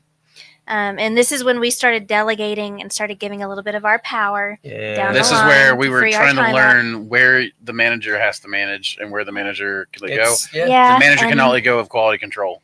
And you it can't trust was- your employees to do it. If there wasn't enough mushrooms, but he was still trying to meet that case count, then he would lower the weight in the box, but still say it was a 10-pound case. And everything just kind of blew up. We had a big fight. I actually walked off. I walked home. It was like 3 miles. Yeah, she walked the 3 miles home. She's like, I'm done with this guy. And I'm like, let me drive you. And she's like, I want to walk. You need to walk at that point. Yeah, that was the end of that. And then, we never delivered to Plaid Apron again. And it was like, I was like, okay, here's a refund and I'll get you a new case. You can keep that. You tried to use make it whatever you right. want. Like I tried to make it right. And no, but what he was doing, it's definitely not cool. okay. He took it personal. Yeah. That he did. Well, it personally affects him, and I get it. Yeah. I absolutely get it. This is Well, and then again, where this you have to employee learn- quit. and got I just to can't walk believe away. I can't believe he holds that much of. Yeah. He gets to. I think part of it is I don't think he maybe knows. I've tried to tell him a couple times, Yeah. I talk to Andrew pretty regularly. He's out there, and I think maybe it's like kind of like he's trying to like bust my competition. Oh, he's like, those guys. No, but I understand why he was mad. Oh, yeah. Andrew And and we I even were told mad that, too. yeah. But that was a personal reputation hit on Andrew and I that you know this individual got to walk away from and never think twice about. I will say and that it's was hard. Early enough, again, where I was trying to learn my management mistakes. I was literally trying to learn where to watch, right, and where to let go, because you do have to delegate at some point. So I learned a valuable lesson there. But I also will say that was early enough in my career that was like emotionally devastating to me. Like it was, I've my entire life I've wanted to be liked, and I want everyone to like me. I don't want anyone to have a problem with me. So the fact that there are people in the world who have a problem with me used to suck at my soul. Nowadays, I handle it a lot better where it's just like, look, I've done the best I can to make it right. And then at this point, it's water off my back. But When you want to do a good job, too. Yeah. It's hard, Like, yeah. yeah, it, like again, I used to also be the kind of person like, oh, I'd give you anything you asked for. I was like, you could walk all over. And again, you had to learn how to say, you mentioned this earlier, where sometimes you just got to learn to say no. And you got to learn to do it in a way that doesn't, because when I was learning to say no, my mom literally, like Ben and I called it practicing our inner asshole, because we were both pushovers, Ben and I were both kind of uncomfortable with conflict. And we're uncomfortable with conflict. If we're going into business, we need to be more comfortable. So we would literally sometimes step over the line, because it was like, well, how do you find out where the line is? Sometimes you just are a little bit more. You had to test it. Yeah. Yeah, that's how. You go over it. And so my mom was literally like, you're not nice anymore. You know, I remember that one time I was like, oh, I'm going too far. Okay, now it's time to come back a little bit. And I sincerely apologize, Josiah, because I know for a second there you were like, oh, you know, okay, calm down. But it's definitely, I get heated about it for sure. Oh, for sure. So we know what a perfectionist I am too. Yeah. So I take personal offense. Dad, it's been 3 hours almost. Aislinn, we go for 3 hours. So yeah, that's what happens. She's probably hungry. Power Man, any chance you? Oh crap, that's right. I was supposed to transfer money to Brody. Somebody talk to Power Man, Samantha. Wait, what? Everything's dead. He wants to know, oh my gosh, any chance you will start to carry cordyceps and turkey tail? Turkey tail, I already have. Cordyceps, probably not, but I can give you some good stuff. Email me, mosscreekmushrooms@gmail.com. But email me and let me know. I'll go ahead and I can invoice you for some turkey tail. I know what having long COVID's like. I know that cordyceps helps. I can give you a few people to talk to, such as this guy who gave me tinctures. This is a really good segue into talking about extracts, actually. And since we actually only have like 15 or 13 minutes, I mean, we don't have to quit immediately at 3 hours. But why don't you start talking about, I'm going to listen to you, but I'm going to listen to you while I'm sending Brody the money for his pizza. Yeah, we're just talking about, kind of the thing we've been doing lately, moving into doing extracts more often. That's and that actually kind of comes out of how you deal with the fluctuating business from restaurants is diversify, get money from other ways. The markets help us with that. And one of our newest things we've been doing, lots of farms doing the tinctures. We've been doing the tinctures too. And we've been doing this, been looking into using basically our autoclave, but pressure for making powdered extracts, but using just the whole fruiting body. And so we've been just starting with lion's mane, making this awesome powder that we're kind of figuring out. We sell it right now as a powder. It doesn't a lot of people want it to mix right into your coffee. and like have Mm. nothing floating in it. And I don't like. Good luck if you want all We of have the. those little wands, right, that you can make that matcha and is what stuff I with. u- That's what I've seen. Yeah, I go even Um, crazier. I have the immersion blender that I just Ooh, sits. wow. It just sits right there. So I make all the coffee is in its own little Nice. whip it up, and that does pretty good. But I like sprinkling this stuff on, mixing it in food, and Yeah. and you do smoothies and stuff. Oh, yeah. sometimes. Yeah, it's A awesome little. for I smoothies, usually but- put the lion's mane in my coffee just because, in a smoothie it like expands, and I already add greens powder, beet powder, you got all the yogurt, powders. There you and go. blueberries, and chocolate whey protein. And do you need a license for extracts? It depends on how you're gonna sell them. I mean, when you get up to a certain level, you're if you're talking about selling them in most farmers markets and things like that are okay. Mm-hmm. There's definitely um, tiers. And that's also a question that really depends on where you live. Yeah. by Like state. I yeah. wish someone could answer that question for me, and the internet is even hard. The best thing is to probably just call.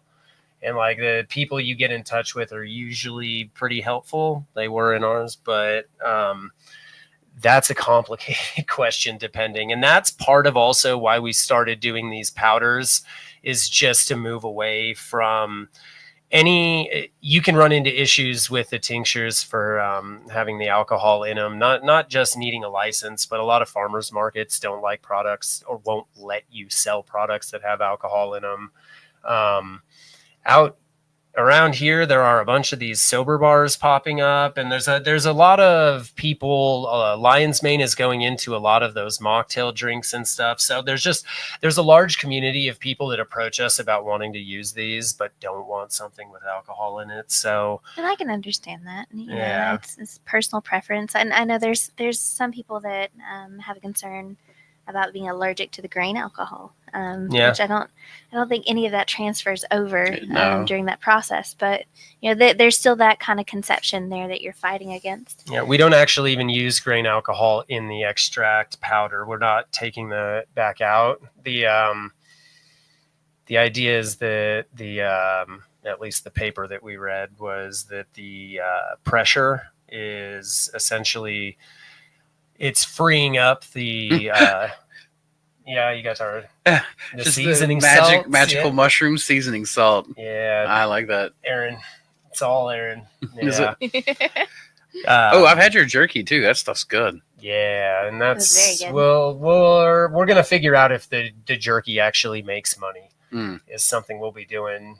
I love the lion's mane jerky that you gave us. And Yeah. that was my favorite. The only other jerky that I've really liked has been from All Caps, and it was blue with a bite. And she's they're from Louisiana, and it just had a special kick to it that I really enjoyed. And I Yeah. normally don't like spice at all, so I think the Black Pearl King is the perfect mushroom for the jerky. yeah, Yeah, I get like a mandolin slicer. yeah. This is kind of why I'm doing these tests. Mhm. I really like the black. I think the Black Pearl. I don't think it's like slept on by mushroom farmers, but No. I don't think it's as popular as it could be. Yeah, it's You'll like the chefs seem to Kings. like it. The Kings are good, but I can't grow. Them all year like you can. I can grow Pearl. Black Pearl Kings all year, and I can consistently grow 4-pound flushes off of a 10-pound block Right. with Black Pearl Kings. That was what And, amazed me is like our 12-pound blocks. We would, if I did the extra hydration method with like the water crystals, you mhm. could get like a 5-pound cluster. Yeah. And you're Have like, you- what? And Monsters yeah, off of you're like, that. I only put 5 pounds of dry material in this. Like, Yeah. how did that? Have you seen where for the mushroom jerky they've taken mushrooms, ground them up, and then did like a mold with them? I've seen it. I've not tried that. That sounds like something I don't want to do. No. I understand. This is you border getting. You got to be careful because you're getting into Yeah. food manufacturing Yep. and like I'm not. Commercial kitchen and Yeah. packaging and all Which of that is stuff for cool. sure. Yeah. I'm interested in going down the tincture, the extract route, Mhm. getting into getting some more lab equipment. Right now, we brute force our tinctures by giving them 2 batches of mushrooms. And it would be a lot easier. We were just talking about getting a Yeah. sonicator and, that's kind of That's been part of my interests me. process that really upped my game. I felt like on the Yeah. extracts was the sonicator because the what you're having to do takes a little bit longer. Like it may be, like it's to get twice the amount. Bursting the cell walls is a lot easier, so you get to run less material through. Yeah, but absolutely. And you can do it. Every other method is slow compared to the Sonic. The Sonics are fast. Or really, really, really expensive. You're talking Right. about like $25,000 machines. Well, I mean, the Sonicators though are like those wand Sonicators are like I think it's $1,500 for the least powerful one, and that will only do like a small vessel's worth. Then you gotta, if you want to do a big amount, you got to get the big Sonicators and stuff. Yeah, but if you can sell it, that thing will pay for itself in a day. Right. Yeah. You can go 24 hours. They make them with like the paddles, so no one has to even. Right. All you have to do is pull the bucket and slide a new one in, and just keep that sucker going. And there'll be a robot to do that for you. Oh yeah. Before long, dude. The moment the Tesla bot comes out, I'm not gonna have a robot. I'll come over here and meet yours. Oh, That's how it's gonna go. I'm totally You're just gonna spray it down with alcohol and then send it to do plate transfers and pour it. What's funny is they were talking about like you're gonna be able to. So like it'll be plate transfers, like the clean stuff, like anything. I assume that anything complicated will still require a human, but I'm totally like, dude, I'll have it pour spawn into a bag, and who cares if it takes 20 hours longer because it's just puttering away while I'm sleeping. So I can't wait. I know. I know you can't. I can't wait for the future, man. Jacob said, how many employees would you say one needs to produce 700 to 900 pounds weekly? It's going to depend because we staff at least 3 markets. It's going to depend. I think you could do it with as little as yourself and 2 employees because that's what we've been doing. Mm-hmm. We've started to get overworked. But if you can sell most of those mushrooms, let's just say that minimum of 3, it's going to be, you could get by with 2, you're going to not like it. Right. But if you don't have kids and and it's you and your partner or whatever, then you could grind it away and do that with 2. If you're trying to have a life, then I think yourself plus 2 employees. But you could find yourself in a situation where maybe you're delivering that 900 pounds in 20-pound increments and you have to do deliveries 3 or 4 days a week because your car is not big enough, whatever. You may need a person just for this if you have multiple farmers markets. So I have 2 full-time employees and I just hired a part-timer who will work 2 days a week. And we'll see how that goes from there. Yeah. I just hired a part-timer. So 2 days a week, Samantha is helping or is leading the part-timer. He's working 16 hours a week to produce 120 blocks and put 120 blocks to the grow room. Okay. And so you're talking 2 people working part-time are doing, that should net me somewhere between 250, 300 pounds, maybe a little bit more depending on what the 20 do. Of course, mine's going to vary a lot because where I'm doing all the experimentals. Yeah. And we're doing every like week, 5 to 10 bags per strain. Yeah, I'm doing, so that's like going to make it different. Yeah. We literally like my stuff's overspawned right now because I'll do 1 5-pound bag to like 10 blocks. So I'm not having to keep stuff in incubation long. How long? You can create other issues doing that. Yeah, you can for sure. But yeah, so you're talking 3 employees plus you and Erin, and Erin's doing a lot of the marketing stuff. She does the accounting and marketing. Makes the majority of the value-added stuff. And, we do have a sitter that helps with the kids a couple times a week. Okay. Yeah. So 2 full-timers, a part-timer. You're a full-timer. Mm-hmm. So really, you've got 3 full-timers. Yeah. And then is Erin working full-time, or would she be considered part-time? She's doing valuable services. She's very part-time. Very part-time. Yeah. Well, we'd say part-time at this point. Okay. She's moved into part-time. Okay. And then have you had any GI issue incidents come from chestnuts? I haven't. Nope. That's one. I've heard all about it, and I have not had it myself, and I have not. I didn't have GI issues. I had my throat get scratchy and stuff, but that's an allergy. I haven't even had someone have a reaction to them. We have cook thoroughly on all of our packaging at Yep. the grocery stores. It's on the sticker. Like we tell Cook people thoroughly. You cannot overcook. No. Well, here's two things that you do need on the packet. You don't need it, but they're helpful. Keep refrigerated and cook thoroughly. Two things people. Well, don't, yes. Oh my don't gosh. know. Somebody literally bought mushrooms from us one time, called us, wanted a refund because I left them in my car for 3 days and they started turning to fuzz. Yeah. They got mold all over them. I've had the same one. They didn't want a refund. They just wanted to know if they were okay to eat.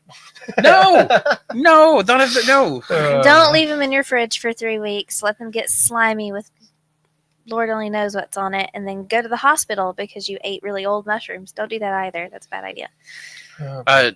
Jake said, Josiah, thank you for the tips you gave on DMs on Instagram. I know you were busy making that small time really making that small time really helped me. There we go.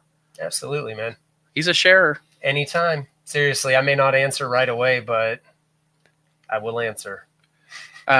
Jake That's also us too. Jake also said, yeah, I tell people that all the time. Like literally the guys that came and picked up ready fruit blocks and left, I said, hey, as you may have noticed, you're welcome to text me anytime and ask me questions, but just know that it may be, I may get back to you in a day or 3. So, but yeah. Jacob said, but I will get back to you. Yeah. I try to talk and give samples to chefs. A lot of them don't seem to be in charge of ordering or changing the menu. How would you say I break through them? I keep my prices about 1.5 times the cheap imported Chinese mushrooms, and a lot of people seem disinterested to move mine. What marketing would work in your opinion? He said, in context, I've given about 30 samples in my short growing career. And look at independently owned restaurants. You're talking about chains where, someone will come in, they'll train, and then they'll go and create and open their own restaurant. And that way they have full freedom to be creative and to do what they want. And oftentimes they're looking for local growers, local farmers. They want local produce. And they want that sense of, personability and representing the local community, because it's the community that supports them and supports the farmer too. So that's what I would check out first and foremost. Yeah. You want to get in front of the person that does have that power. So if you can figure out a creative way to do that without it, if it's going to seem like you're going over that chef's head and you're going to cause problems or something, then not. But that's tricky. Yeah, a lot of these are tricky. You're dealing with ultimately social situations and reading people, and let's just face it, politics. mushroom people are not social people. I'm playing. Not all of them, but apparently we're all as diverse. I know. But. Yeah. The other thing I was going to say would be potential examples. It's another tricky one because some chefs do not want to be told what to cook. Right. But some are open to it, some are not. Some can be open to it. And if you, I don't know the restaurants you're taking to, they had the price point they're trying to hit, that could be something. Talking to these people and figuring out, is it your price? Is it that they don't want to change the menu? What is the problem to begin with would be a good place. That's good advice. But what exactly is the issue? I always try to find that out. Price is often going to be the issue. It is. That's fine. That's fine. Maybe later I'll be at a point where we can meet again. But I tried getting people to just fry lion's mane for a long time, and inland, someone made it and someone else ate it, and then it was on. Now, Kaizen has a fried lion's mane appetizer. Oh man, the Bam Bam chicken sandwiches that they make that are actually the lion's mane sandwiches. Yep. That I've still not had one, and I'm just dying to have one. It looks like fried chicken. Yeah. And the way lion's mane peels, it could be chicken breast. Yeah. I don't really want to work in a kitchen, but I've tried to pitch the idea of a mushroom food truck that basically just does Chick-fil-A sandwiches and the little, just a fryer in the back there. The not chicken sandwich. Yeah. I mean, there's a better name than that. Oh, come on. I thought that name would really sell. People already call it that. No. You gotta come up with a new one at this point. And then your chicken sandwiches can become the not chicken sandwiches though. See? Now I'm done. No. One thing I will say to Jacob real quick is that a phrase that I found really helpful Probably like I've only discovered this like the last year I was selling mushrooms. But can I speak to the person in charge of purchasing produce? I've used that line. Have you? You told me that line. Oh, did I? Okay. And I will alter it Yeah. a little bit, but essentially that is what you're trying to get across. Yeah. Ring, ring. Hi, this is Andrew with Mossy Creek Mushrooms. Can I please speak to the person in charge of purchasing produce or whatever? Yeah. I don't have good luck on the phone, but I don't either. And in fact, what I have discovered, it seems like they're literally putting people in place to get you not to talk to them. Yeah. The person in charge of purchasing produce doesn't want to speak to you. Well, do you want to know why? Go into a restaurant when you are taking a sample box or actually doing a delivery. Look at what everyone's doing and how they react if you ever hear the phone ring. Yeah. It's one of the it's scattered. No one, like, they don't want to walk over there because you're often calling when they're not. A lot of times they're not even open yet. Or it just, you want your product in front of them. Absolutely. And then when you're talking about like finding out what the issue is, a phrase that I found really helpful with that was, "Oh, I'm sorry that I can't help you. Is there a way that I could better serve you? Like, is there a way that I can serve you in some way? Like, do I need to come down on price? What would make this beneficial and worth it to you?" And if they come and say, "Look, man, it's the price. I can't do it." And it's like, well, I'm really new in my career. Like Josiah said, like, okay, maybe as I grow, I'll be able to offer a cheaper option. I'll come back then, or something like that. I found that to be helpful to chefs that, like, I don't know, maybe, whatever. I found the phrase something like, I really want to be consistent for you. And the easiest way for me to do that is if you can commit to a minimum order size, that kind of stuff. So I basically, I've told Samantha this before. Like, I have people that I care about very strongly in my life, but I'm very, I don't have object permanence. If you're not in front of me, you don't exist, kind of thing. I love you deeply when you're in front of me, and when you're gone, I'll just not think. I'll be obsessed with what I'm doing. And so, like, I literally program into my phone, call this person that you love, call this person, and I just put it at random times, and then I know, oh shoot, I need to remind this person that I'm thinking of them. And it's not that I'm thinking of them in the moment, but I thought enough of them that I've programmed them into my life. And I do the same thing with chefs. I program responses. I have pre-programmed responses that I variate on just because I'm weird and socially awkward sometimes. That it makes it easier. It does. So you're going to do it so often. And the thing is, I'm at the farmer's market, dude. Like right? People next to me, if I get a new person, I'm often like, I'm going to apologize in advance. You're going to hear the same thing over. And I'm loud.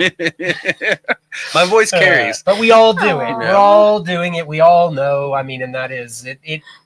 It's good to have a bit of a script. It is, yeah. The script does help because you alter from it very easily, but you're always going to sound better if you've at least got that core idea. The way I look at it is, it's just the framework. It's the bones of the social interactions. After then, you can vary it. You can put a little meat on it, a little fat on the figure, and just keep going. Build the scaffolding for your imaginary interaction. That's right. I do that. It's weird. I will prep for stuff. Going, okay, if they say this, how do I respond? Like, I don't know if I'm weird martial for doing arts that. Training. It is. I guess so. Head, yeah, exactly. Like, if when they say this, Christ, I say this. Uppercut. Chris Isles said, "I want to sell into restaurants, but there's another local company serving them already. How do I differentiate myself, or do I not even try because it's someone else's customer?" Well, that's a good question. Yeah, that's hard. That one's hard to say because, well, I haven't encountered it, so I haven't given it enough thought to where I would like this answer to be held against me. But for me, what comes up is it depends on the size of the farm. You're like, I'm not going to try to take a restaurant. I could roll through Maryville and try to drop sample cases at all these restaurants. I have no interest in that. So if you're trying to compete with another like yourself, I'd be liable to skip over it. It also means that it's going to be more difficult for you to provide, like there's going to be less gaps for you to fill. They should be fresh. They should look good. They should be able to deliver fairly regularly. Maybe consistency would be the thing. That's another one where if you can identify the weak point in the mushrooms they're using, that could be variety. For me, it was quality.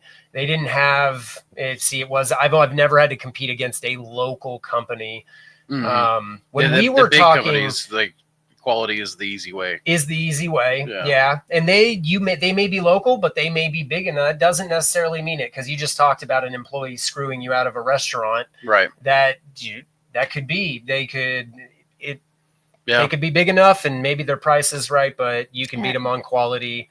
Sometimes I feel like it's my plan was always like, okay, if you or Misty Mountain or whatever were aggressively taking mushrooms, my plan was always to just go, okay, you can have the oysters. That's now what I was I'm going going to to go yeah. all black poplar, or I'll be Yeah. the Hericium provider, or I'll be the whatever. There's so many. Try to figure out a different one. Yep. But that might not be. That might be the harder way about it. I definitely think it is, but my thought was, okay, like the blocks cost the same, but I have more incubation space than you did back then, whenever I was worried about it or whatever. Mhm. Or I can't remember who, Possum Bottom, back whenever they were in business. I don't think they're in business anymore, but when they were in business, like, okay, they were coming at my restaurants. Now, thankfully, I had quality on them. Yeah. But if I had to, I knew I had more incubation space than them. And I know that they were getting their blocks from a block provider. So they had the same 3 strains. And so I could just go, oh, I literally could retreat to, okay, if I'm not selling for $8 a pound, but I'm selling for $12 a pound, I'm still getting roughly 2.5 pounds, but I have to wait 2 weeks longer. I've got the incubation space to do it. They don't. And now I don't have to take from them. And every box I sell, you got to think about it. That extra $4 is $4 profit. So it actually means more than the $8, because of the you got to take the fixed cost of the block out and your rent and blah blah blah. But you've already paid that, so I can sell fewer mushrooms. Yeah, if you can and make sell the same all amount of those, profit. then you do Right. less work and make the same. Or Right. Yeah, If you can sell it all. whatever. Now maybe I would have to go, okay, I'm going to retreat to black poplar, chestnuts, whatever, lion's mane, and have Yeah. 3 exotics, or the enoki. Maybe I'll go white enoki in wintertime and golden enoki in the summer. And like, there are ways to do it. If you're a beginner, I could do that because of I had the experience, right? Yeah. Like, I've got more experience growing more complicated stuff than a lot of people. So I always had that option. I could retreat to more and more and more difficult things to grow, or things that took longer. But then if you're a beginner and you're trying to differentiate, I like what you're saying, in that you can recognize the weakness in their mushrooms. So it's like, if they've got, let's say they're growing only the one oyster or whatever, you can like literally find someone like me or someone else who's got like Jake Howard of the Mushroom Shop LLC. You can do something like, oh, here's a slightly weird oyster, because he took my King Blue and turned it into a King Blue truffle. There you go. to a blob, that kind of thing. So it's like, Yeah. there's different things. Like, nowadays there's enough variety coming out that I think people can specialize. People can work into some stuff. If it's a bigger farm you're talking about too, I would look at the smaller restaurants. If you're smaller and they're bigger, the smaller ones are the people that are going to start getting less priority from the bigger farm. When they Yeah. only buy 5 pounds of mushrooms, and that's where you're more likely to find a bad case goes to them, Yeah. or there's just more likelihood for an error that would be an opening for you. And then another way too, I think, is to build communications with that farm. If it's a big farm, it's a lot harder to do, and they may not even be interested. If they're but- like you, Yeah. go talk to them and figure out the arrangement. Kind of like we talk. They're not going to give you business, but you can maybe communicate figure out what you could grow that Right. wouldn't step. Well, I remember, on. so like Brewer's Mushrooms was at the Market Square before I was. Okay. So I came in, and then so Brewers, but he was doing a lot of shiitake. He had a warehouse at the time. I was in the basement. I was doing oysters, and it came out to where if people came to him, he would literally be like, "Oh, you might benefit from oysters. Go over to Andrew," and I would go, "Oh, shiitake, go over there." That's how it is at our market now. Yeah, good. Yeah. That's exactly the way I like for it to be. I remember we had someone in our Discord, and he was asking me advice on. He's like, I've got these guys. They're coming into market. He was the remember incumbent. this, yeah. Do you? Okay.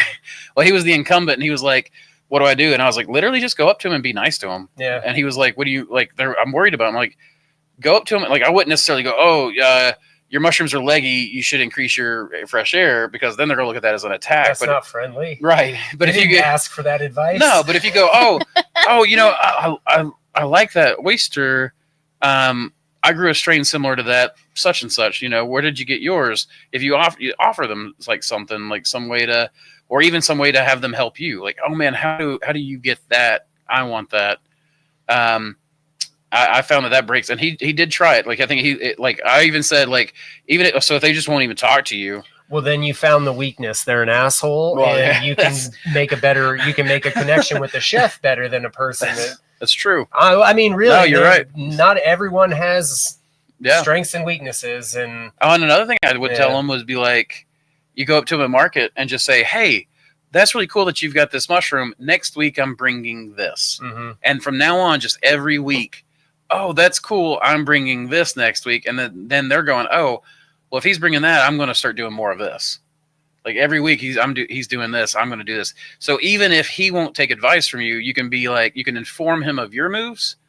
And then that allows him to make his moves based on your moves. Right. And so he can differentiate himself. Like you can start trying to differentiate yourself in part by just informing them of what you're trying to do. Hey, how did sales go? I tried this method, blah, blah, blah today, and it worked gangbusters, or it didn't work for me at all, whatever. I know we had several instances during mentorships where we would have multiple farms from the exact same town come in and try to do a mentorship. And instead of sitting there and trying to push them to different weeks, we ended up doing 2 farms from the same area in the same week. And it was strategic to do it that way. One, so they could introduce they could see each other, know that each other was there, they could go through the same class and course, and kind of maybe adopt our ethic of working together. Mm-hmm. And so that was we wanted to really kind of show that as an option, and it's a very real option. Well, and something, obviously. Sorry, go ahead. Go ahead. I was just going to say another thing that happened for me that I'm starting to see, because thankfully I got all these connections now. It allows me to be able to hear things.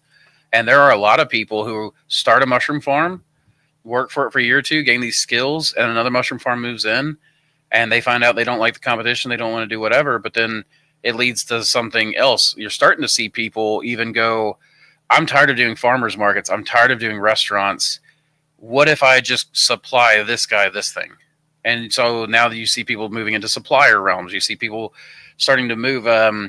Pebble Creek Produce was one of the first people I ever did a consultation for. He went from a farm in his basement to now he's got 3 warehouses across 2 states. I have trained every time he built a new farm. So I trained him in part. Then he hired me to do training, had someone come down and do a mentorship with me. Then they went back and they started training people. And then he would hire me as a consult, they pay you and then you bill against the retainer. The retainer. Yeah, he literally had me on retainer. Cool. And his lab manager, his grow room manager, and his operations manager, all 3 had my cell phone number, and they would text me, hey, I need an hour of your time. And then I would talk to him. And so the next thing you know, I'm providing this service to him. Now he's getting people interested in who are doing mushrooms. One of them, his lab manager, that guy was starting his own mushroom farm. And he went to him and was like, hey, how about you come work for me? You manage this op over here. So then he came and trained with me. And then I got him set up. And it was so cool because it's we're starting to see a maturing, not a full maturing. It's going to be a long time, I think. Oh yeah. But I do think it's getting more diverse.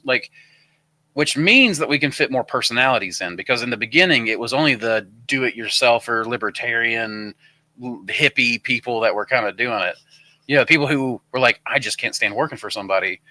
But now you've got people who are like, I'm interested in mushrooms, but I don't want to run the business side, and I don't blame you, because sometimes that's the hardest part for me, is the business side. Yeah, well, creating the business and then running it are two very different things. And yeah, my wife and I make a good team there, because I like creating and dreaming it up, and she's the follow through. She helps bring it to we work together to bring it to fruition, but she puts it on paper, and it's a good setup. Yeah. In fact, earlier I was saying something and he went, "Oh yeah," because I was saying something about Samantha. And he's like, "That's like Erin." I'm like, "Yeah, that's having a good partner makes it a lot easier."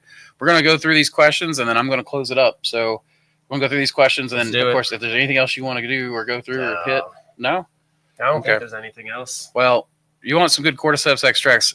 Go to this guy for sure. He brought me some when I was sick. There you go. I mean, yeah, check out our website. You can browse through all that fun stuff. I'd pulled it up a couple of times so people can see it too. etfungi.com. It is. Yeah, etfungi.com. Check them out. Like I said, their cordyceps stuff was fantastic. Like he brought me a couple of bottles when I had long COVID. Power Man, you were asking about that in long COVID. Cordyceps would be extract's a great way to go. And I saw a visible and like I could hear him. It's true.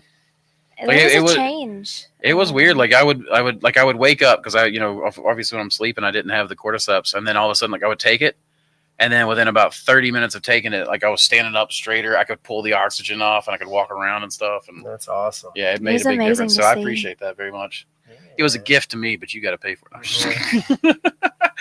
We're glad you guys are still on. I had a distributor approach me. Pros and cons of working with a food distributor. Pro, they'll take everything. Less work, less money. But yeah, less work, less money. That's a good way of putting it. You're going to get paid $3.10, maybe $4. I don't know. It depends what you're growing. And it's not that much less work. No, it's not. We have seen people take $2. Yeah, that's true. Monterey's was paying $2.10 for a long time. I don't know what it's now.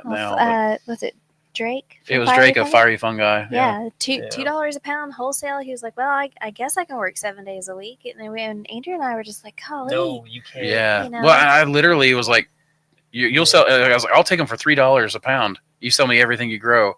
He's like, he literally went, "I guess I can work 7 days a week." And I was like, "What? No." How about you sell half as much to restaurants, and then you get to spend half your time driving around talking to chefs, bullshitting, eating good food? Yeah, that's like that's really the way I looked at it. Was just like, just take a minute to breathe. I wouldn't want to do a distributor unless I was really far away from where I was delivering to, or I crossed, 1,500, 2,000 pounds. Right. And once you hit a certain level, maybe there's exactly and. Deliveries are crucial. Absolutely. That relationship with the chefs. What is a reason you see so much turnover in mushroom farms? Meaning many opening for a few years and then closing? No, you want me to answer? Yeah. No, I'm saying it's because of you. Oh, is it because of me? Yeah, because you go online and you make the videos and you tell everyone it's nice and it's so easy and you can make all this money. It's not you. It's a group. I know what you mean. Popular, it's YouTubers. But it's hard. It is. It is. Well, it's hard it's like you were saying earlier. It's hard in ways, and then it's easier in others. And part of the easy is I get to choose, but it is difficult. And I'll say another thing is a lot of people make it harder on themselves. I don't know what it is. A lot of people just really want to work harder because they have some idea. But like, not saying that of you guys, of course, because I mean I've seen you guys do it about as direct as you can do it. But like people will, like when I said that taping up and turning around and doing all this stuff, I've experimented. Yeah, I have too, and then just found it was always come back to the do the least amount possible. Touch the block as few times as I have to. Few times. And I use it. People will spend tons of money. Let's say they'll buy one of the really tall all steel baggers for $8,000, and then they'll buy a $4,000 hopper to put on it, and then they'll buy augers to feed that or a scissor lift or whatever. Yeah. And then they got to make all that money back before they're in the black. And that's just the bagging system. We've not even started talking about anything else.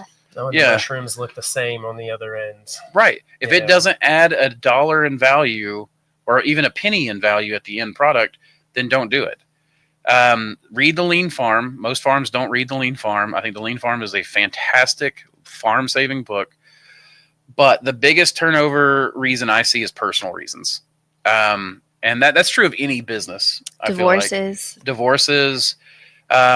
sicknesses for sure. I've known people who literally started a farm, built their dream homestead, started like actually meeting like TV celebrities, making thousands of dollars a week in the black. So profit. So like really floating high. then they start going to swinger clubs, and then they brought a third person in, and then their dynamic changed because this third person was an employee on their farm, but no, they were in the relationship, didn't feel like they should be an employee anymore, and blah, blah, blah. And the next thing you know, they get a divorce. And of course the farm dies. And I'm not saying you do what you want, consenting adults and all, you guys do whatever you want, but personal issues like that, people start living the good life, and they just start like, people just start tacking stuff on. I don't know what it is. Like, simple is never good enough for people. And that's part of it. Like, they want to do extra work. They want the extra special bagger. They want their lab to look like, I've gotten so much shit for my lab being wood with resin coat. And yet it produces sterile work the same as an all steel table, but an all steel table would have costed me thousands of dollars that size. So I think a lot of people got into it to make money because they thought they could make money doing it. And I don't think many people are going to last in most industries if they get into it solely for money. I think I got into it for freedom. That's really what it was. That's that's the word I would use to describe. And I think I'd rather me be my own dictator, as we were talking about earlier. Yeah. Exactly. I'll chain myself to my own farm. I'm going to be that anyways. Right. I don't need any more. Right. And absolutely. So I think that's the biggest reasons. Do you have any other reasons that you can think of, or? I mean, as far as why I bought in, or no. Well, that's actually a pretty good question, I feel like. But no, the why you see so much turnover.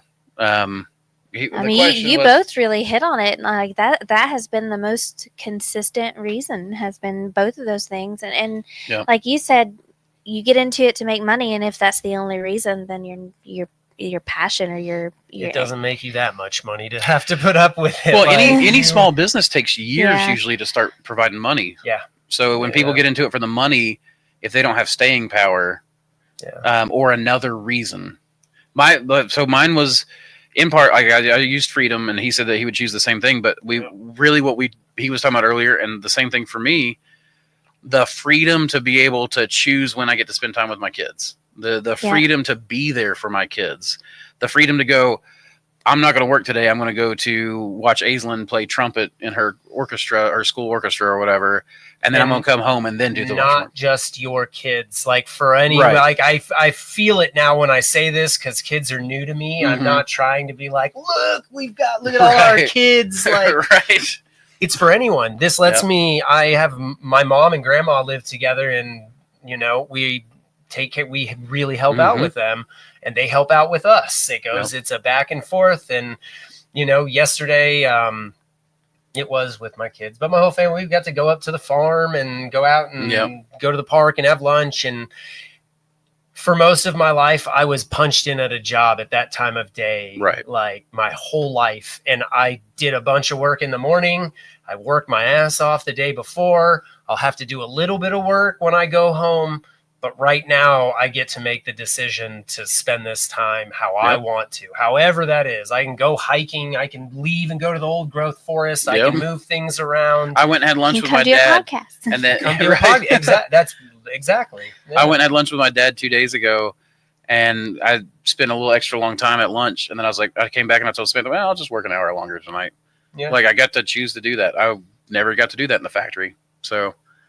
You can go at your own pace. You can work faster, and then complete it in less time, and then buy yourself more freedom to go do something else. Or you can take a little longer if it's not a fire breathing day. That freedom is a big thing, and that the flexibility with the children was exactly one of the reasons why I bought in. The ability to work with my significant other. That was the first year growing mushrooms. I became a stay-at-home dad. So And then the ability to work with my significant other and take both of our talents. I'm sure that was a big factor for you as well. One of my proudest moments is when we got to pull Samantha out of the factory too. Yeah. When she joined us, she we scrimped and saved. Scared. She worked. Oh God, she was terrified. Samantha likes the illusion of safety a lot. Illusion. Security theater. She likes it. I'm playing. I'm joking. I mean, it's true though. I could have gotten laid off and did get laid off of one section just to be pushed into another where it was an abusive situation with a coworker of mine. Someone who slammed down and would get mad and throw literally it's a hose with acid in it. Just threw it on the floor, it hit the valve and sprayed all over a temporary. Yeah. Like, it's just, I needed to walk away from that. Like, it's that freedom to be able to own your own space, work within your own space, and then provide space for other people as employees, a better environment than what you would have ever experienced. Like, that to me was a big thing too. Yeah. Like, you bring people into your area and you take care of them You in a used way to that bring you people want into your home. Yeah. Yeah. So And probably had we did dinner too. with them, probably invited them to, We to sat the dinner around table. the table. Yeah, I've Yeah. had families over for, employees at Thanksgiving and Yep. Christmas dinner, and they're people. Yep. They're people. Yeah. I never felt really looked at like an individual at a lot of the jobs that I had, Yep. and that what you just said nailed it. That you're very aware. You've had these awful jobs and awful situations, and you're not going to do it. Like, when you do have employees, yeah. And we Another get to reason choose, I who we bring in too. Like, right. that's a big Yeah, I get to thing. choose who I'm around. Like, I'm not next Yeah. to a guy who just murdered his wife. You know, Right. like, yeah, that happened. That I kid you not. Just have- Yeah. Another reason I chose it is my dad and I were talking, and I was working in the factory, and I remember asking him, I had a hard time during the 08 crisis, the 08, 09 to 20 till about 2012, really. And I was bounced from one factory to another because it was not stable at all. And the factories were like constantly, some of them would move to Mexico, and then ones from up north would move down here, set up a shop for a year or two, take care of get the tax benefits, and then move on to Mexico, that kind of thing. So you'd get a contract for 3 months or 6 months or whatever. I remember asking my dad, I was like, you literally owned your own business whenever this stuff happened. How did you make it through? How would you make it through again? And he was like, I just went back to door. I was like, what do you mean? He's like, I just was like, well, I'm not going to sit at the office and wait for people to come to me. I made these gift bags. I would knock on people's homes. I'd give them a gift bag. I would give them advertising materials. And he said, I actually made more money through that time than I did, the time before that, when times were good. And that was like, I was like, that's true. If I work for myself and I need to make money, I'm not going to lay myself off. No, I'm actually going to be able to, like, okay, I'll go talk to more chefs. I'll go do more of this. And maybe at some point it won't be worth it, but but I can at least work harder. Yeah. But you can't use your creativity to talk them into letting you keep your job. Right. Yeah. When they shut down a whole line, they're shutting down the line. There's nothing you can do about it. And there's something else to it as well. Like, working with the restaurants, working with the chefs, working with fellow farmers, there's a thirst for knowledge. There's a fight about these individuals that you can't help but respect and relate to, in my opinion. Like, I love whenever you and Erin come over here together, because it's just like, we talk for hours. In fact, they came to help us whenever Andrew was sick, to help me, because I was, struggling on my own. And we spent the first 2 hours just like it took us a while to get to work. It was a little, not embarrassing, but it was like, oh well, we could have utilized that more wisely. We got stuff done. Yeah, but it's you climb together and you have fun together and you're in the same social circles, and you just you have a lot of we all love food. We all love providing for ourselves, providing for one another. Like, my biggest buy-in was food, the agricultural side of it. I've had a lot of farmers in my family. I've had a lot of individuals who have gone hungry, and there's nothing greater than that power of being able to grow your own food and eat it and know that you're doing well. Like, even if you're not selling the mushrooms, put it on your plate, there's still something there for you, Yeah. But McWiz Gaming said, happy Thursday. Hope you guys are having a good one. Since you guys are no longer doing ready to fruit blocks, is there any shop you could point me to still get your genetics in that medium? No, but that might change. I'm talking to some people about trying to get that happening. So there's 2 or 3 people I'm discussing with. We've got to figure out how the business structure works and all this kind of stuff. But we are talking about. I don't want to do them, but I've got the genetics that I'm happy to provide, and I'm happy to take a cut or a royalty from the block producer, or maybe even invest in a business with someone to do ready to fruit blocks. that we will then hire people to do the blocks and ship the blocks because I don't want to touch them. That's the big thing there. So was trying to start to grow up with that commonly shared wisdom of starting with ready to fruit. Absolutely, man. I mean, like we have people come in and pick up today, or even grain spawn. Grain spawn's easier, but you just email me, and I'll make Wiz. I'll get some for you. MossyCreekMushrooms@gmail.com.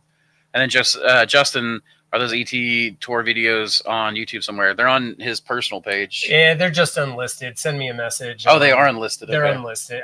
It's a personal page that doesn't really just has videos for. It's like home tours, and I don't use YouTube much, but I'll send you a link if you shoot me a message on like Instagram or something like that. There you guys go. Contact him, ET Fungi. You can see him on the website. I'll give you some info, email, whatever. Yeah, and then you can get that from him. The Mossy brand is strong. Damn straight. Damn straight. All right, so I'm going to do a quick few plugs. No more questions. I will just remind everyone that until midnight tomorrow night is the last night to receive an invoice for the 50% off mentorship. I'm actually beyond the quota that I wanted to fill for this. So we're good if you don't want them, but just we'll pay full price later. But if you want them now, go ahead and get them now. That said, also remember that save 20% with our discount code UFO20 for anything off of our website. Other than you can't stack that with the 50% mentorship. That you're not getting 70% off. That's not happening. But you can stack it with the 15%. And again, if you guys want some really good extracts. Go to etfungi.com, check him out. He's got some really good stuff. He's offering even some stuff that I'm not offering as far as extracts go, since we're all doing extracts. But he's got some turkey tail and cordyceps. Like I said, his cordyceps stuff is the shit. And I know that he's got a special way of doing extracts because we've talked about it, but I'm not sharing it. That's proprietary.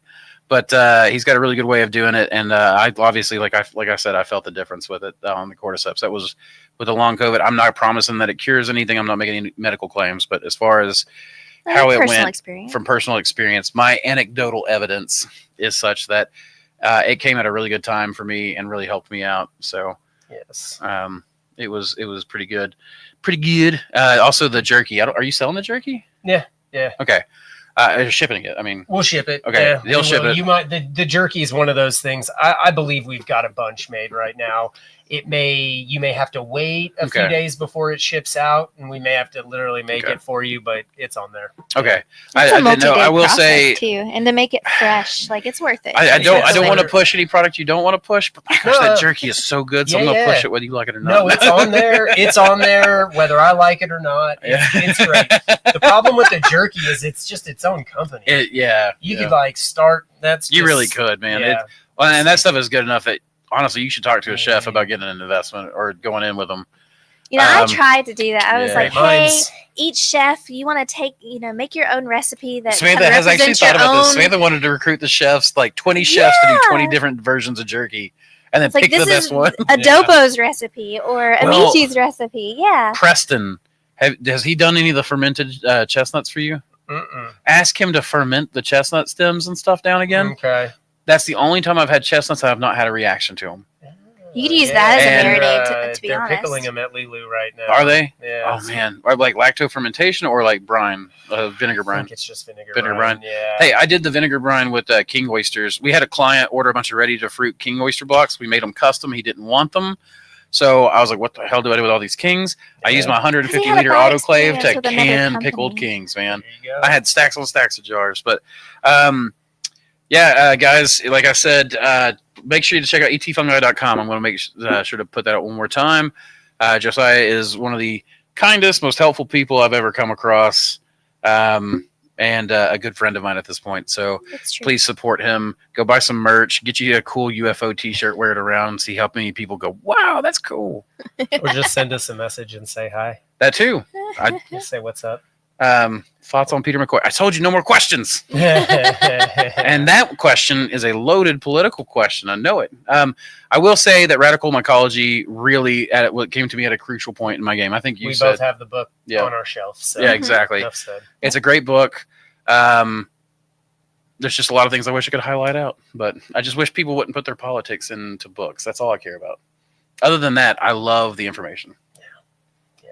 I don't want to bring you down with me. No, it's all right. I was about to be a smart ass. Were you? It's the end of the podcast. It is the fungal kingdom. I don't care what anyone freaking You says. said it for me. Yeah, I did. I knew it. I don't know why it Gears. bothers me. I We know. have a perfectly good. It's not even meant to be. Whatever. Whatever. We're good. See y'all next time. Thank you for joining us. And keep spawning culture, y'all. Wait, do you guys have a catchphrase? Don't. Okay, then keep spawning culture, y'all.